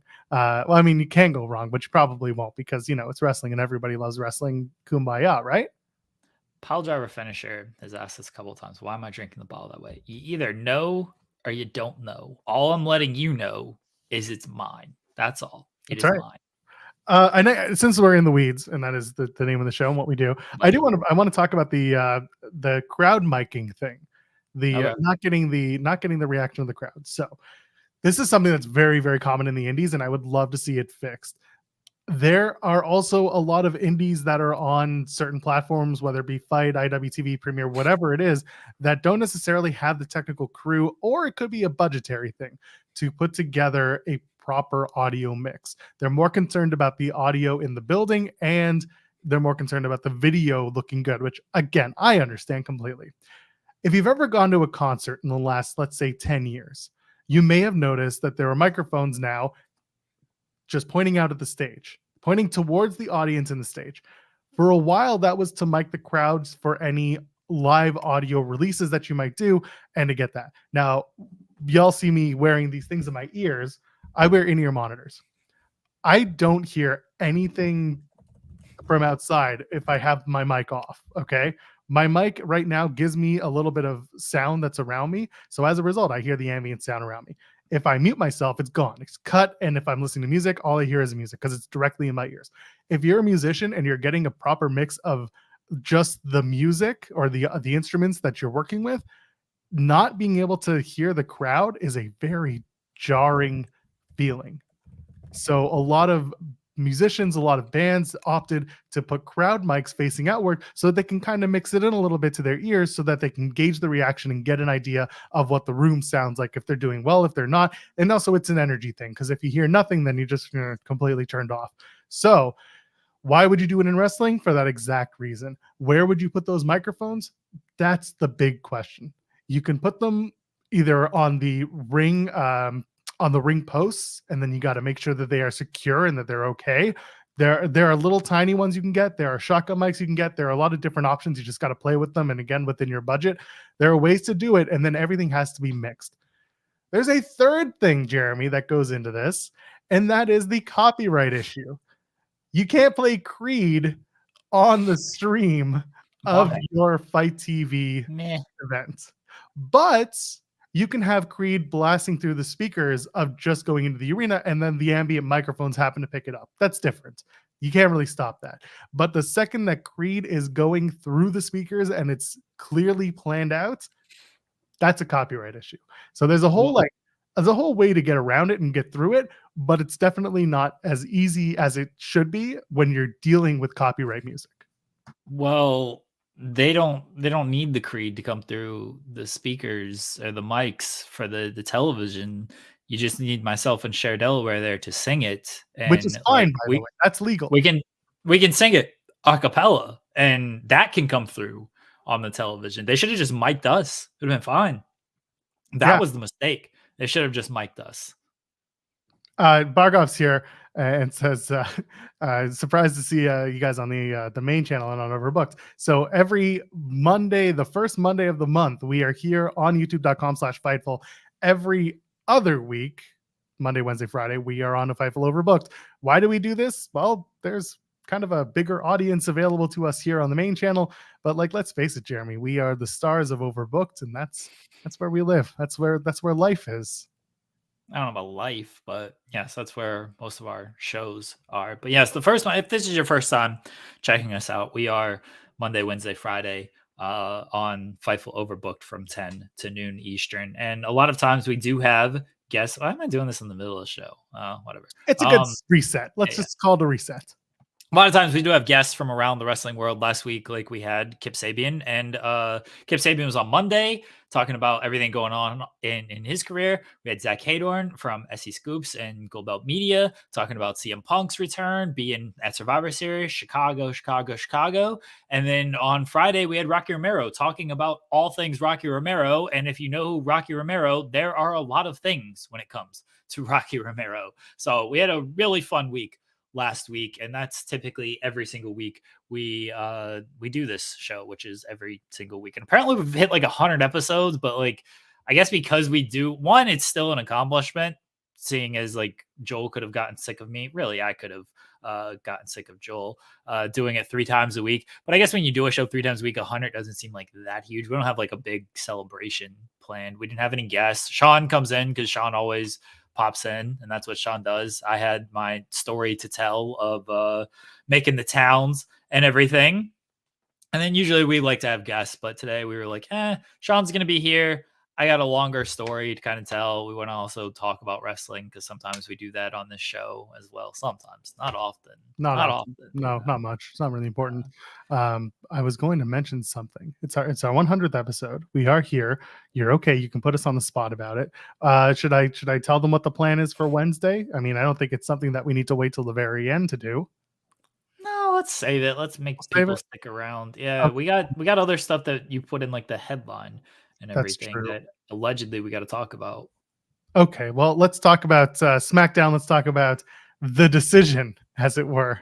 Hey, nothing you can say, nothing you can stop Randy Orton from doing, because he has officially joined SmackDown. He wants his bloodline match. He wants his interference match, Jeremy Lambert. But he's made his decision. Randy Orton's going to SmackDown. Did you think this was always part of the plan, or do you think maybe Punk's return to WWE played a factor in maybe making Randy Orton a SmackDown quote-unquote exclusive talent? I think both. I do think it was always part of the plan, because the rumor was that Orton was going to get the Roman match last year at SummerSlam before he got hurt. That was the rumor, is that it was going to be Orton then. And then he obviously went away for like a year and a half. So it wasn't going to happen. So I think it was the plan.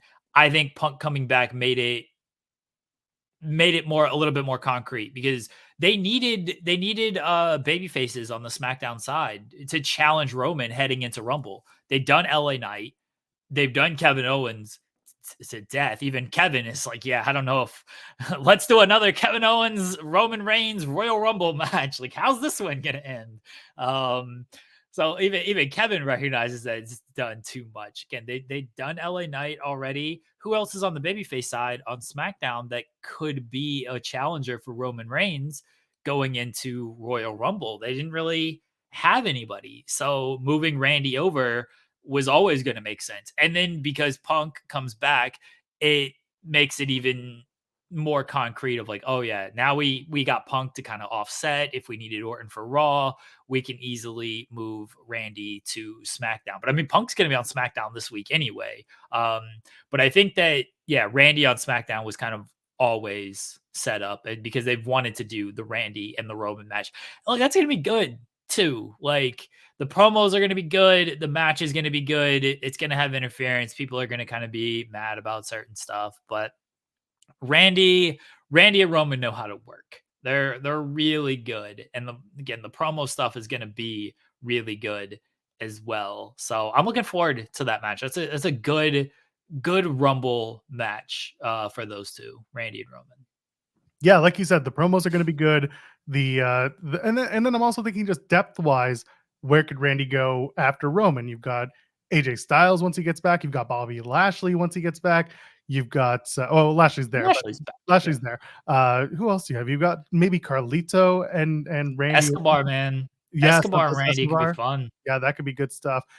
Jimmy Uso and Solo, that's definitely going to play into the Royal Rumble stuff. But yeah, there's some good stuff. LA Knight, Logan Paul, Karrion Kross, Kevin Owens, of course. I'm just looking down the SmackDown roster. Grayson Waller, Austin Theory. There are a lot of people that Randy can mix it up with. I said Grayson, not Austin Theory. But I'm saying both. No, I'm naming names that are just on the roster that he could potentially mix it up with. Good or bad, doesn't matter. But either way, there is a good fit for this Randy Orton right now because originally we were just sitting, saying how long until he turns on whoever. So that's my next point is you can prolong the heel turn a little bit. And I didn't think you needed the heel turn because you had Drew there. I understand it makes sense for Randy to be a heel because Randy's just better as a heel, but he's going to get the big babyface reaction when he comes back. And he did. And now you can keep him as a babyface until after the Randy stuff, or the Roman stuff. And you can prolong the heel turn when maybe Cody is the champion and then Randy, and then you can set up a Randy and Cody program with Randy as the heel. That's where I think Punk might delay things a little bit. You don't need a heel Randy Orton right off the bat here, like maybe you did before Punk, because I think Punk is going to be a heel. I think Punk does his best work as a heel. He probably should be a heel, and doing the Seth feud, doing if it is his first promo, corporate man Punk, if it is of like, I'm playing nice, and then he finally goes into like, yeah, that ain't me. You guys know who I am. And he goes like full bore heel, which I think he should be. Then you're going to need a good baby faces against that. And Randy's again, a guy who can kind of go against that. So that's where I think Punk actually may have delayed things, is a Randy heel turn may get delayed because you have Punk likely and potentially being a heel. Yeah. And Randy Orton brings so much to the table in terms of benefiting an already deep enough roster on SmackDown that has good workers. Having someone like Randy, who is a great worker above all else, that just adds to it. So there's good things about him joining SmackDown. And again, he was coming back especially to get back at the Bloodline. Made that his whole reason for coming back, is that he wanted to get back at them. So I'm glad that they did that. I'm glad that they made the decision. The whole giving the RKO to Nick Aldis at the end of SmackDown rules. It was funny. I don't hate that Nick Aldis was just kind of like, wow, that's why they call him the Viper, huh? And like, a part of me was like, man, do they turn this into an angle, or does Aldis just be like, I get it, that's who you are, you strike whenever, you were in the moment, don't do it again. And then Randy just being like, my bad, because he's a babyface. He can be like, my bad, just got caught up in the moment, did something stupid. I'll come to the ring not wearing pants next time. We'll be okay. And that'll be that. Or you can find him, whatever it is. Just don't start. I don't think it needs to become a match with all this. I could see some tension being teased, but in the end, it being just like, no, we're good.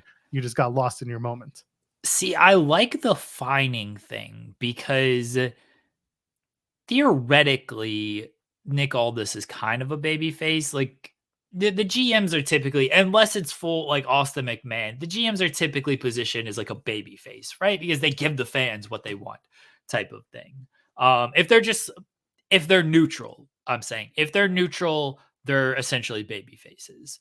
You know when they're heels because they're screwing over the baby faces, and all this isn't screwing over the baby faces or anything like that. Like he suspended Kevin Owens but he warned Kevin, hey, don't do this or you will get suspended. Kevin did this, got suspended. Randy wasn't warned, but he still laid his hands on all this. You fine Randy, and then I think that it plays of just like the power portion of this is like, yeah, don't touch the GM. You lay your hands on the GM, you set a ground rule, you get fined for that.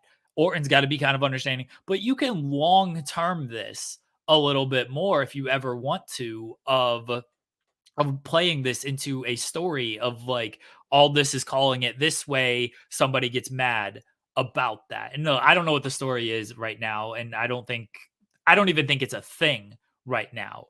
It is one of those, you know how wrestling is like they'll call back to something 2 years ago and fans are like long-term storytelling, and it's like, okay, look, they did something 2 years ago and they just happen to call it back type of thing. It might even be that thing where they might not have a plan for it right now, but when they start to do have a plan, if all this does get in the ring or they do decide to position all this one way or another, they can call back to, yeah, remember when he did this to Kevin? Remember when he did this to Randy? Remember when he did this to Jey? They can like call back a lot of this stuff. But I do like authority actually having authority and actually like, yeah, you put your hands on me, you get fined. Like you should. And this is actually really interesting is a submission. A suspension does not have to be long. You know, Kevin Owens was suspended for a week, maybe 2 weeks, and then he was back on the show. It doesn't need to be an indefinite suspension for 6 months, because I think we get so used to that being the story or that being what they do when they suspend somebody. No, you can go home for a week and think about what you've done, and we're not going to pay you. Or you can do the fine, like you were saying, something that does set the precedent that these general managers do not take any guff from anybody. And if you get out of line, we will take action. That's not a bad thing. And we'll see. Maybe they'll play it up, and maybe on Friday, you know, Randy will be with Nick Aldis and he'll be like, find you $10,000. You put your hands on an official. I am an official. Do not do that again. And Randy's just like, got it. I've changed. Been 10 years and I've changed. So that's RKO everybody and just like keep shelling out the $10,000. Like, yeah, sure. He just walks out with officials. Yeah, he just pulls it out of it, like pulls out a wad of cash from his tights, just throws it on the ground. They did that with Rousey. Remember Rousey got fined and she had that big old bag of money. I love those angles where it's just like, let's pay for a fine before Mario. Like 10,000, it's chump change, whatever. Let me just, sure, I'll pay this fine before it even hits me. Like, but you got to establish an authority before you actually do any of that kind of stuff. And I do think like actually establishing authority is a good thing. Yeah, exactly. Let's hit a couple super chats. Vargov says, congrats on 100 episodes. Thank you very much. Never thought I'd see the day that Jeremy and I would do 100 of anything. And then Will Chisholm says, I've got a pitch. If not Brock versus Solo at WrestleMania 40, I would do Randy versus Solo. Let Solo beat up the OG OVW class. I don't hate that. Oh, I'm not. But then you got to bring back Big Dave. Is Big Dave the final boss versus Solo? Big Dave ain't losing to Solo though. I can't stand for that. He can beat Randy. He's already beaten Cena. He can beat Brock. Big Dave though, with the big dick, nah, he's going over old Solo. And you got to bring back Shelty B at that point. And what do you do with you can't beat Shelty B, never. I mean, they're just gonna. I forgot they released it. Well, that's unfortunate. Well, you'll see him in about 3 weeks, whenever the 20th is. I hope so. I like Shelton Benjamin. I think he'll show up somewhere. Okay. Big Dave, he ain't losing to Solo. Brock and Solo's an interesting one. I brought this up on Friday of like, where does Brock fit for WrestleMania? There's like 5 or 6 potential matches, maybe even more, that like I'm really excited for Brock if they go that way, and there are like intriguing and that can make a lot of sense. I think Gunther's the match that should be done. If Gunther, whether he's the Intercontinental Champion or not. Maybe Gunther loses that Intercontinental title at Elimination Chamber. And then he's got, okay, well, what's next? Well, here's Brock. Gunther said Brock is his end boss. Like maybe Gunther even calls out, like, I've lost the Intercontinental title, a great reign, blah, blah, blah. But I need the finality for myself. I need my end boss. That's Brock Lesnar. And then you set up Gunther and Brock. That's the match that I want the most. But like a Randy match could be a lot of fun. Solo, Kevin Owens. Like there's a lot of possibilities for Brock Lesnar out there. Brock is such an interesting case right now. We're going into a Mania season that is Triple H's, Paul Levesque's first solo venture. No Vince to tell him, I think you should do this instead, pal. Instead, Paul has the reins. He's got his team with him, but he's going to be able to tell the story how he wants. Is Brock part of that story? Does Brock need to be part of that story? We sat here and we talked about the options for CM Punk last week, and we came to the conclusion that even if Punk doesn't do a match A, there are still 5 other matches that seem to be on their way to be set up for WrestleMania that are very interesting and well built and well put together, that have been on the show for the last, few months. Does Brock really need to be there as an attraction? He'll move tickets, don't get me wrong, but is it important enough to have him on the card to do it? Is the attraction there versus everyone else that you've suddenly put on the show and brought back to the company? I mean, the attraction's there as long as it makes sense, right? Like Brock and Gunther is a match that makes a lot of sense. And that's certainly attraction, but that's a match I think a lot of people want to see. Like last year was Brock and Omos, and no one really cared about it. They just wanted the visual, and like it was fine, but that felt very, I think we know why that may have happened, but like that felt very, is Brock really like needed here? Brock is an interesting case though, because he's going to allow someone else to be on the card as well. That maybe where were they going to fit in otherwise? And this is where I'm looking at like Kevin Owens. Kevin Owens might go Logan Paul, by the way. Kevin Owens could very possibly go Logan Paul. Okay, but then I look at Sami Zayn. What's Sami doing at WrestleMania? Why couldn't you do a Brock and Sami match? Like, does it make sense? Like, as I say it right now, maybe not. Can it make sense if you give them 2 months? Easily, because both of them are that good at telling stories that, yeah, Sami and Brock can make a lot of sense. So I think that's where Brock could be used of like, we got a lot of guys who Drew's another one. Like, I don't know what Drew's doing right now. You do Brock and Drew, like actually in front of fans type of thing. Easy story right there. So Brock's a guy who should probably be on the card just because he's Brock Lesnar, but can also be on the card to give somebody else something to do that otherwise you were like, where was this person going to fit in if it wasn't for Brock? Someone in the chat, Kai said, over on twitch.tv/Fightful Gaming, where we are live and we are still very active, says, F it, let Brock be the host. I'm fine with that. Could you imagine host duty Brock Lesnar? And he honestly, he just comes out with a referee shirt for the Roman versus Cody match. Oh, I'm going to make sure that these guys finish the story, eh? I don't know why he gets to put on a Canadian accent. Yeah, I mean, I know he like kind of claims Canada, but I don't know. He lives there. He kind of, he pillaged the land to the point where he just owns Canada. He is the prime minister, but he's also Minnesota, so it's the same thing, functionally the same. But either way, Brock on the card again. Where does it fit? And you mentioned Sami Zayn, and that's a good point. Where does Sami fit in? Maybe is Sami the guy who goes after Gunther?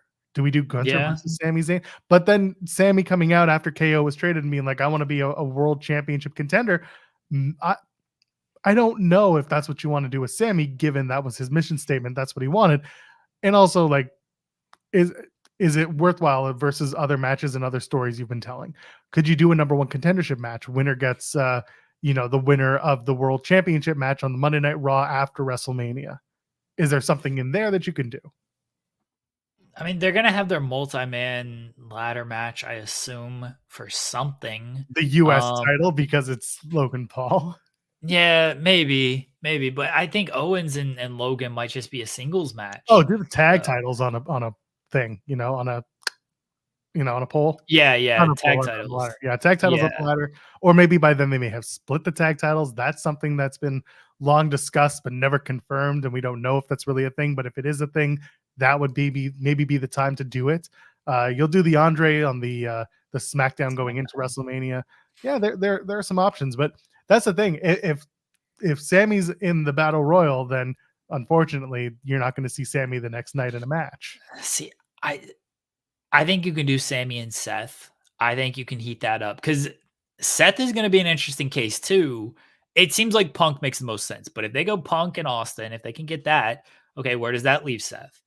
If they go Punk and Brock, which I'm not opposed to, where does that leave Seth? I think Sammy and Seth can be there, as a potential match. We said that. We said that last week, and we said that would be a fantastic wrestling title match. They got a lot of options because they got a lot of talent who feel very hot right now. And this is not a bad thing, mind you. You want as many hot talents as you can get. Right? Then where does Judgment Day fit? I mean, I guess they're the champions right now. Are they going to still be the champions? Are we going to do Dom and Ray part 2? I think that Kevin and Logan Paul is a match. If you can do Dom and Logan against Ray and Bad Bunny, sorry, Kevin Owens, you're kind of squeezed out of that one. Like, some of it's going to be determined based on who's available because they're going to switch things around depending on the availability of a guy like Bad Bunny and the availability of Dwayne, and the availability of Austin. Like, depending on those availability, they're going to have to just switch some things around. This is one that this is 100% set to me. This is the only one I actually feel comfortable saying is 100% set is Jimmy and Jey. And what's so funny is that when this came out just early summertime, everyone was like, how the hell are we going to get to that? There's still 7-8 months until WrestleMania. We're doing it because you just separated them. You've kept them apart. And now you've got to start bringing them together probably as early as the Royal Rumble. And then get into the story. They're the meat of the story of these two having a match. If that's the case and it's going to Mania, good on them. They've done a fantastic job of keeping it in the back of our heads while making it a very well-deserved singles match for these two. That's the only match to me that is 100% locked in. Any other match you throw at me, I can give a counter of, yeah, but what if this happens? Because people are going to say Cody and Roman. Okay, what if you got The Rock, though? Then that match is off the table. Like, Jimmy and Jey is the only 100% locked in. Maybe Becky and Rhea. That one I'm feeling okay about. But Jimmy and Jey is the one where I'm like, yeah, this is completely locked in here. Bad Bunny Tour 2024. He's free Mania weekend. He's in Toronto on the 4th of April. Nope. Okay. 6th, he's in Detroit. 9th, he's at Washington. So, he's free, but how free? Can he do a match and then go back on tour? You really have to hope that there's no injury. Yeah, he can. It's fucking Bad Bunny, man. He can do a match. Once upon a time, it was fucking The Rock, and then it was fucking John Cena. and what happened? Bad Bunny ain't a little bitch like The Rock, though. I'll put it like this. If Logan Paul drops the U.S. Championship between now and WrestleMania, before WrestleMania, so let's say now in February, so Elimination Chamber, then I could see the tag match going on, the one that you just mentioned, where you do Dom and Logan Paul versus Ray and Bad Bunny. I could see that happening. And then you put the US Championship in another match, the ladder match, whatever it is, and that could be the LA Knight victory at WrestleMania. That's the big moment. He gets his and we're off to the races, LA Knight US champion. That would be fine. So we'll see where the cards fall, but it feels weird putting the US champion in a tag match at WrestleMania when you have all of these talent that we're going back to saying, oh, what about so-and-so? What about so-and-so? Right now, as it stands, they all deserve some sort of spot they've all worked for it. And it's not well, not everyone can be on the card. No, they're doing a really good job of making it feel like everyone we're talking about deserves to be on the WrestleMania card. It's a good problem to have, but it will definitely shut some people out. Yeah, it will. But if you can do Logan and Dom against Ray and Bad Bunny, even if Logan's the US champion, like you gotta do it. Logan's working the Australia show, so it's possible that he drops the title there. They got this tournament that they're doing. Logan's gonna face the winner of this. I imagine I don't know if that's gonna be Rumble. He might be in the Rumble. Maybe it's like the SmackDown before the Rumble or after the Rumble or something like that. But they've got this tournament. Maybe it's even way before Rumble because it's not going to be a long tournament. It's only 8 men. So he's got this tournament to do something. Maybe this is where Kevin just beats him and then they set up a rematch for Mania. They have a lot of directions for Mania, which is good. It's not a bad thing, mind you. Like it's good because they have a lot of directions that make sense. Not directions of like, oh, I don't know what's going to happen. We're sitting here talking about like, this could happen, it makes sense. This could also happen, it makes sense. Oh, but this could happen, it makes sense. Where usually, at least in previous years, we're sitting here talking like, what actually makes sense with these guys? What are we interested in here? They got a lot of directions to go, and I'm looking forward to basically everything after the holiday season. Let's get through the holidays, and they might drag a little bit, and then once January starts, it's gonna be a fun time in the world of wrestling. That's right. We got to get to that Cody Nakamura cage match. God. I told you. I know. I didn't take a victory lap on Wednesday. I didn't. I know. Just bring it back out there. I was right. I will say this, and we're gonna hit a couple super chats. The idea of doing oh my God, I just lost my train of thought. So clearly it's not important. That's just kind of what happens here. Nope, that's it. Nope, my brain is completely lost. It's left the station. Cool. The idea is gone. Must not have been important. I look forward to whatever they're going to do at Mania as of right now, because there's a lot of good stuff. Will Chisholm sent a super chat. This is fantastic. Big Dave doesn't want to get in the gym and get back to that 06 body. He said that in an interview he did. So Solo might be safe. It'd be funny to see Dave wrestling in a t-shirt. Big Dave coming back. He'll get in that gym for that match, baby. 100%. Jacked and stacked. Ready to cack. Anyway, and then another one from Will Chisholm says, if y'all was Triple H, would you tell Bayley to stop teasing Mercedes Moné coming back because fans think so? Unless Bayley knows more than we think. But it is weird how heavy Bayley is doing it. I wouldn't tell her to stop. She's not doing anything other than shouting at her friend. Yeah, I don't think she's doing anything wrong at all. She's hyping up her friend. They've been best friends for years. If fans want to read into that and speculate into friends being friends online, then that's their own stupidity. They're not doing anything on television. Bayley hasn't given her a shout out on television, has she? Like, no. From what okay. Yeah, so it's not like a Nakamura thing where Nakamura was doing this shit and had to be told, hey, maybe don't do this. And then like Punk ended up coming in anyway, but at the time they did not know that. And so they were like, yeah, you can't be teasing this stuff on TV. If you want to do it on like your social media, Waller was doing it on social media. Waller does a lot of shit on social media where he's probably not told like, maybe don't do this. Bayley ain't doing anything but like hyping up her friend. Like, you good. That's the kind of friends you want. Also, like, let's say she is trying to get her friend back in the company. Sure. A good way to do it. That's a good way to do it. If you're best friends and you're talking about it and you're like, no, things are a little bit different here. Maybe they are. Who knows? I've changed. So the point here is that Bayley's fine. If I'm Triple H, I'll just be like, nah, keep it off the TV. Do whatever you want to do. Hype your friend as you should, and then go from there. Let it happen. I mean, Bayley could be without some friends on television pretty soon, so she might need some friends on television. Poor girl. She deserves so much more than that. Did you see the hashtag? There was a whole hashtag campaign, Bayley is hot.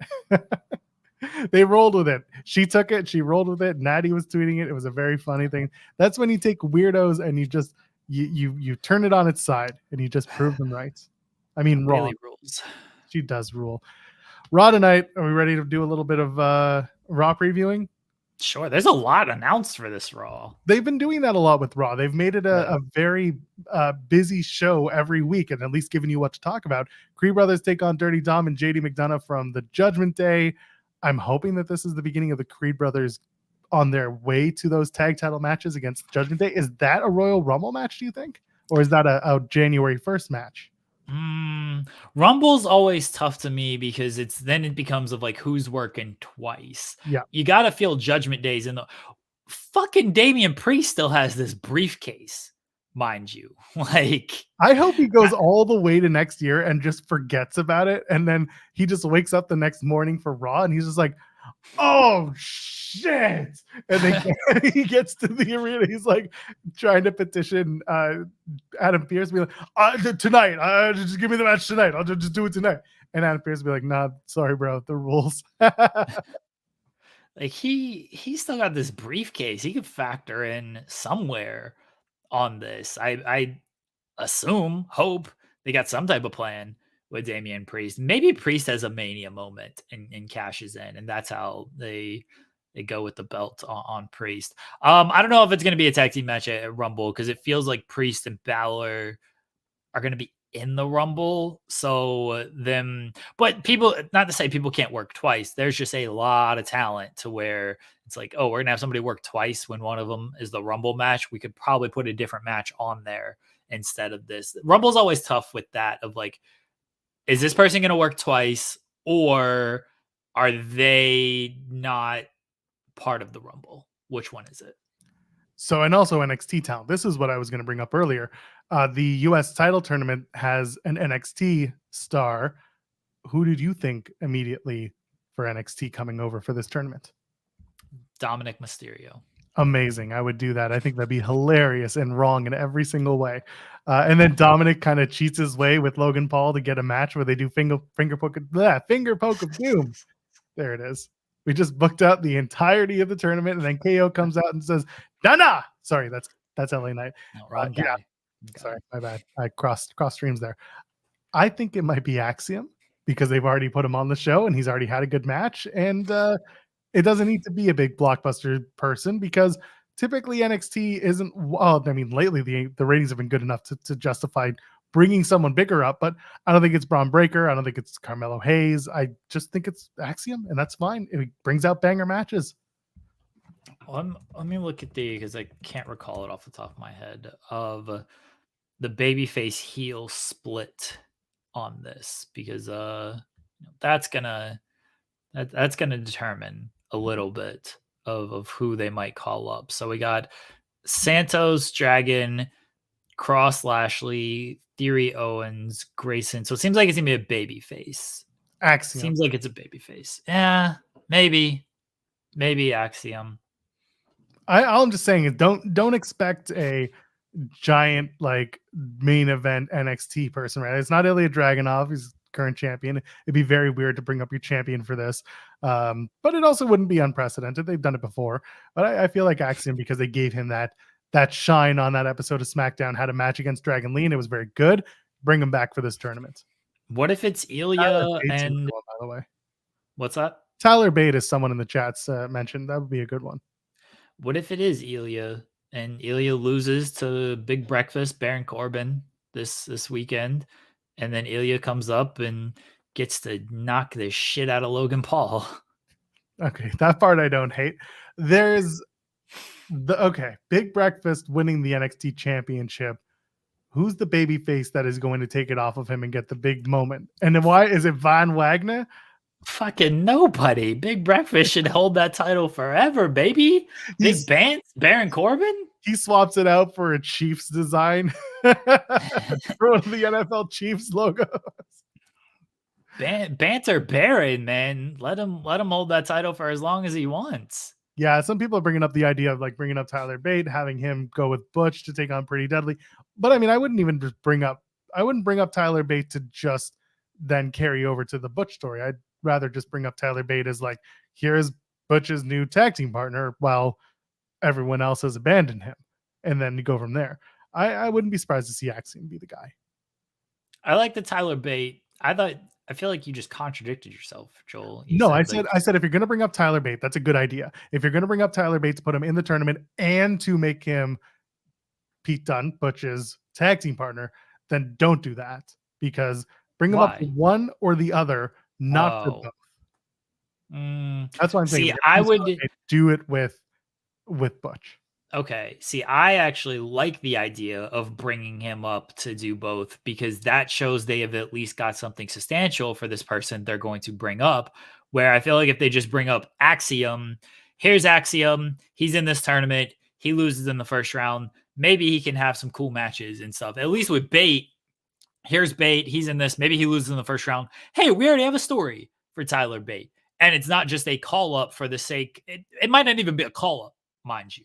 But I do like the idea of this person's in the tournament. We actually also have something for him beyond this tournament. If it's just, let's bring up somebody from NXT and then have them lose in the first round, and then maybe they're back in NXT or they're just off television, I don't like that as much. So actually, I do like the Tyler Bate idea for that. Okay. Well, I mean, we're going to see as early as next week on SmackDown who that person is.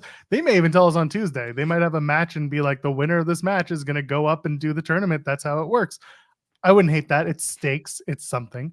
But yeah, let's continue talking about Monday Night Raw. Caden Carter, Katana Chance. They're going to take on Tegan Nox and Natalya. When is Natty going to turn on Tegan Nox? Or is Tegan Nox going to turn on Natty? No? They're friends. No. Oh, Why do you want people to turn? Is this the Bliss Cross applesauce scenario all over again? Why do you want people to turn, Joel? Why do you hate friendship? Because you hate AEW, you hate friendship. That's true. Because God damn it, all women hate each other. No. Okay. That person's not there anymore, Joel. Yeah, but his son-in-law, his dork son-in-law is Doofus. Whatever, they're all the same. Is this the chance for Nox and Natalya to get a level up on their tag team aspirations, or are Carter and Chance finally going to get somewhere? I thought you were like trying to weave that in there. You said, is this the chance for, and then you said level up. Nope. I thought you were like actually going somewhere. You were Not just at kind all. of speaking. I call them KC squared and Nox and Natalya N squared. That's awful. No, I think Nox and Natalya win, and then they're friends. What's wrong with friends? Shayna Baszler is friends with Nia Jax. They're going to have a match. Hell yeah. I can't wait for this match. Like, not unironically either. I'm legitimately looking forward to this match. You think they're going to shoot on each other, brother? Yeah. Yeah. I think Nia is going to be like, let's go out there and just beat the hell out of each other. And Shayna's going to be like, yeah, let's do it. And they're gonna get into a shoot fight right in the middle of this match. I'm looking forward to this.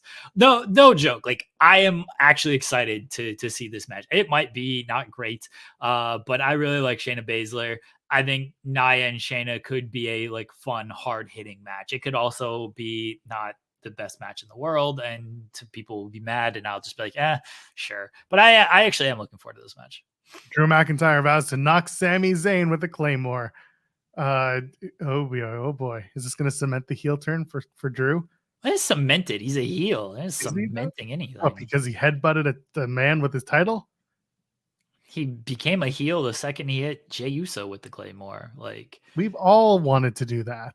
He's just a dick. Like, Drew McIntyre's a dick, so he's a bad guy. Just like Christian. Yeah, Christian, also a bad guy. You know who got babyface reactions at Collision? I assume it showed up on television. Everybody? House of Black. Yeah, there it is. Everybody. House of Black are apparently like baby faces now, and I don't get that. It's we got to have a long conversation about lights going on and off in that company, because it's just someone's got to pay the electrical bill. That's all I got to say about that. Drew McIntyre and Sami Zayn. I'm looking forward to the match, but there's what the stakes, I guess, are if Drew wins or Sami wins, then they're going to have a claim to go after Seth Rollins for that heavyweight championship. It's going to end in a tie. Ooh, a 20-minute time limit. Seth freaking Rollins. It's a tie. Okay, fine, a tie. They're going to pin each other at the same time. No, it's just the ref's going to be like, this match is a tie. Seems wrong. Seth Rollins defends against Jey Uso. This is probably where Drew McIntyre, or does CM Punk get involved? I don't think Punk's on the show tonight. That no, I guess you would be promoting him if you were. Yeah, you probably like at least. Well, I don't know, man. You promoted him all the way to that third hour last week. Yeah. I don't think he's on the show tonight. He's on SmackDown this week. Yeah. I legitimately don't think he's going to be on the show tonight. Is that a good move, bad move? Doesn't feel like the greatest move in the world. But they got a lot on this show right now. And I don't think CM Punk is going to be, because here's the thing with Punk coming back, they didn't know really Punk was going to kind of come back until sort of last minute. And they got other stuff to sort of wrap before they can really get Punk inundated into whatever they're going to do with that. So I think they're going to wrap the stuff they need to, and then they'll start going. You're not going to give CM Punk a throwaway feud for 2 weeks before you actually put him in something a little bit bigger. So it's just, hey, come to the show, cut your home promo, and let's move on with things. So I think they're going to limit him until they actually do have something more concrete for him. But before they get to there, they got to sort of tie up some other stuff. So no CM Punk versus Austin Theory is what you're saying. Nah, see, that would suck. Like, man, if Austin Theory comes out and interrupts CM Punk on Friday, one, it could be hilarious. Could honestly be hilarious. But you're going to waste your big, like, return cutoff promo on CM Punk on Austin Theory. As one does. Nah, that would. With The Rock, it's one thing because Rock can just bully him, make fun of him, hit his shit, get out of there. And like Rock ain't coming back. Like Punk's going to be there, allegedly, for a while. So you don't want to waste you throw Austin Theory out there for the one-off stuff. That's what they did with Corbin when Rock came back. You throw those guys out there for the one-off. You don't throw them out there for, hey, this is going to mean something. Well, you all mean something to me. That's Monday Night Raw. At least that's the plan. We'll have the full Cody. You didn't mention Cody. Cody's not on the preview on the section. He's gonna what? Cody's he's gonna give his answer to Nakamura. Yeah, Cody's gonna but give an answer to Shinsuke Nakamura. Wow, I'm looking forward to their cage match on January 1st at San Diego. So there you go. Let's get out of here, Jeremy Lambert. We did our contractual obligation. You didn't mention 2 out of 3 falls with Ciampa and Gargano. Buddy, take it up with WWE.com. I'm looking at WWE.com preview. Well, I've got 1, 2, 3, 4, 5 hits, and none of them include anything you're talking about. Don't look at the WWE.com preview then. How about that? Well, what if the things that you're talking about have been taken off of the show in replacement of something else? Well, they shouldn't have advertised them throughout the week then. Well, that seems like something WWE would do. Cody's supposed to be there. We are getting a 2 out of 3 falls match, allegedly. DIY against Imperium. That's a fun match, right? Mm-hmm. We'll see where Ludwig Kaiser kind of fits in. Kaiser's another guy they could possibly heat up into Mania. I don't know if they will. That might be a post-Mania thing. Well, we talked about this. Who could take the title off of Gunther? And Kaiser was one of the people I mentioned, and that was for good reason. They're clearly wanting to do something with him. They see something in him. It might be closer than we think to strike while that iron is hot. And that feels like a post-Mania type of thing with Kaiser. I think they might hold off just a little bit there. Well, there you go. I see it on their socials from last night.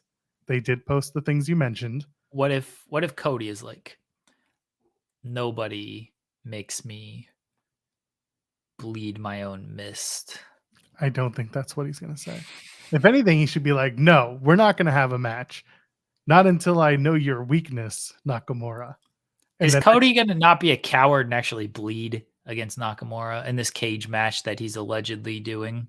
He's going to bleed in the cage match because new year, new me, new Cody. He should bleed. He was so... the most disappointing thing about Survivor Series was Cody not bleeding or doing any crazy stuff. He really let me down. He should not win the title for that reason alone. He let a lot of people down. WWE needed CM Punk to return to save that show because Cody let the fans down, and CM Punk is the savior of the Second City. Wow. That is a feeling you have. Cody let me down. What do you want me to say about it? Hey, I'm not disagreeing with you. That's just a feeling. Let's close out here. Jeremy, do you want to tell people where they can find you and what's going on? No, don't follow me on Twitter. I don't want you to do that. What you guys in the chat are nice. The people who watch this show are nice. I like the people who watch this show. You guys are cool. I had a fun weekend. Wrestling can be fun when you want it to be and when you're not taking it too serious and everything. Shout out to everyone who said nice things about my trip, including some independent wrestlers, and shout out to me for making the trip and actually surviving the trip. And bless my wife for putting up with me. It was really fun though. It was really fun. I'm glad I got to see. I know how hard Shawn worked, and I'm glad it all paid off, and I'm glad he's feeling good about the match as well. So, and thank you to Bryan Danielson for giving me for letting me in the arena and giving me all the details to make the trip possible as well. You cannot subscribe to Dragon Select, but you can subscribe to Fightful Select, the best $5 in the business. I say it here because we're on the main today. This was episode 100 of In the Weeds. Normally, you find us over on youtube.com/FightfulOverbooked, where we are here live every Monday, Wednesday, and Friday from 10 a.m. until noon, just talking about wrestling and other things. That's just what we do. We have interviews as well. We do have tentatively scheduled, I'll say it now, for Wednesday morning. I will give you guys a time when we get one, but from Impact Wrestling, soon to be TNA once again, Brian Myers is scheduled to join us. That is the plan for Wednesday. Looking forward to that conversation because Brian has been everywhere and is currently having a really good time in Impact. So we're looking forward to talking to him. That is the schedule for Wednesday, and then of course Friday. We'll figure it out. We always do, right? That's what we do.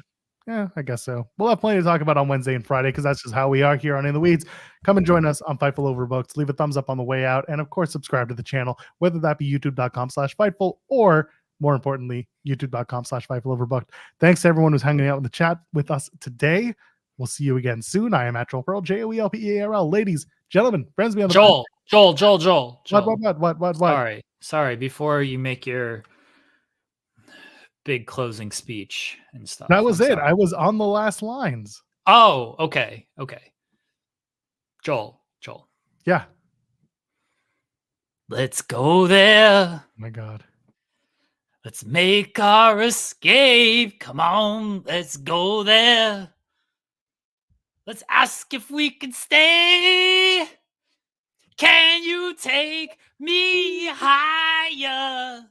Bow, to a place where blind men see. Can you take me higher?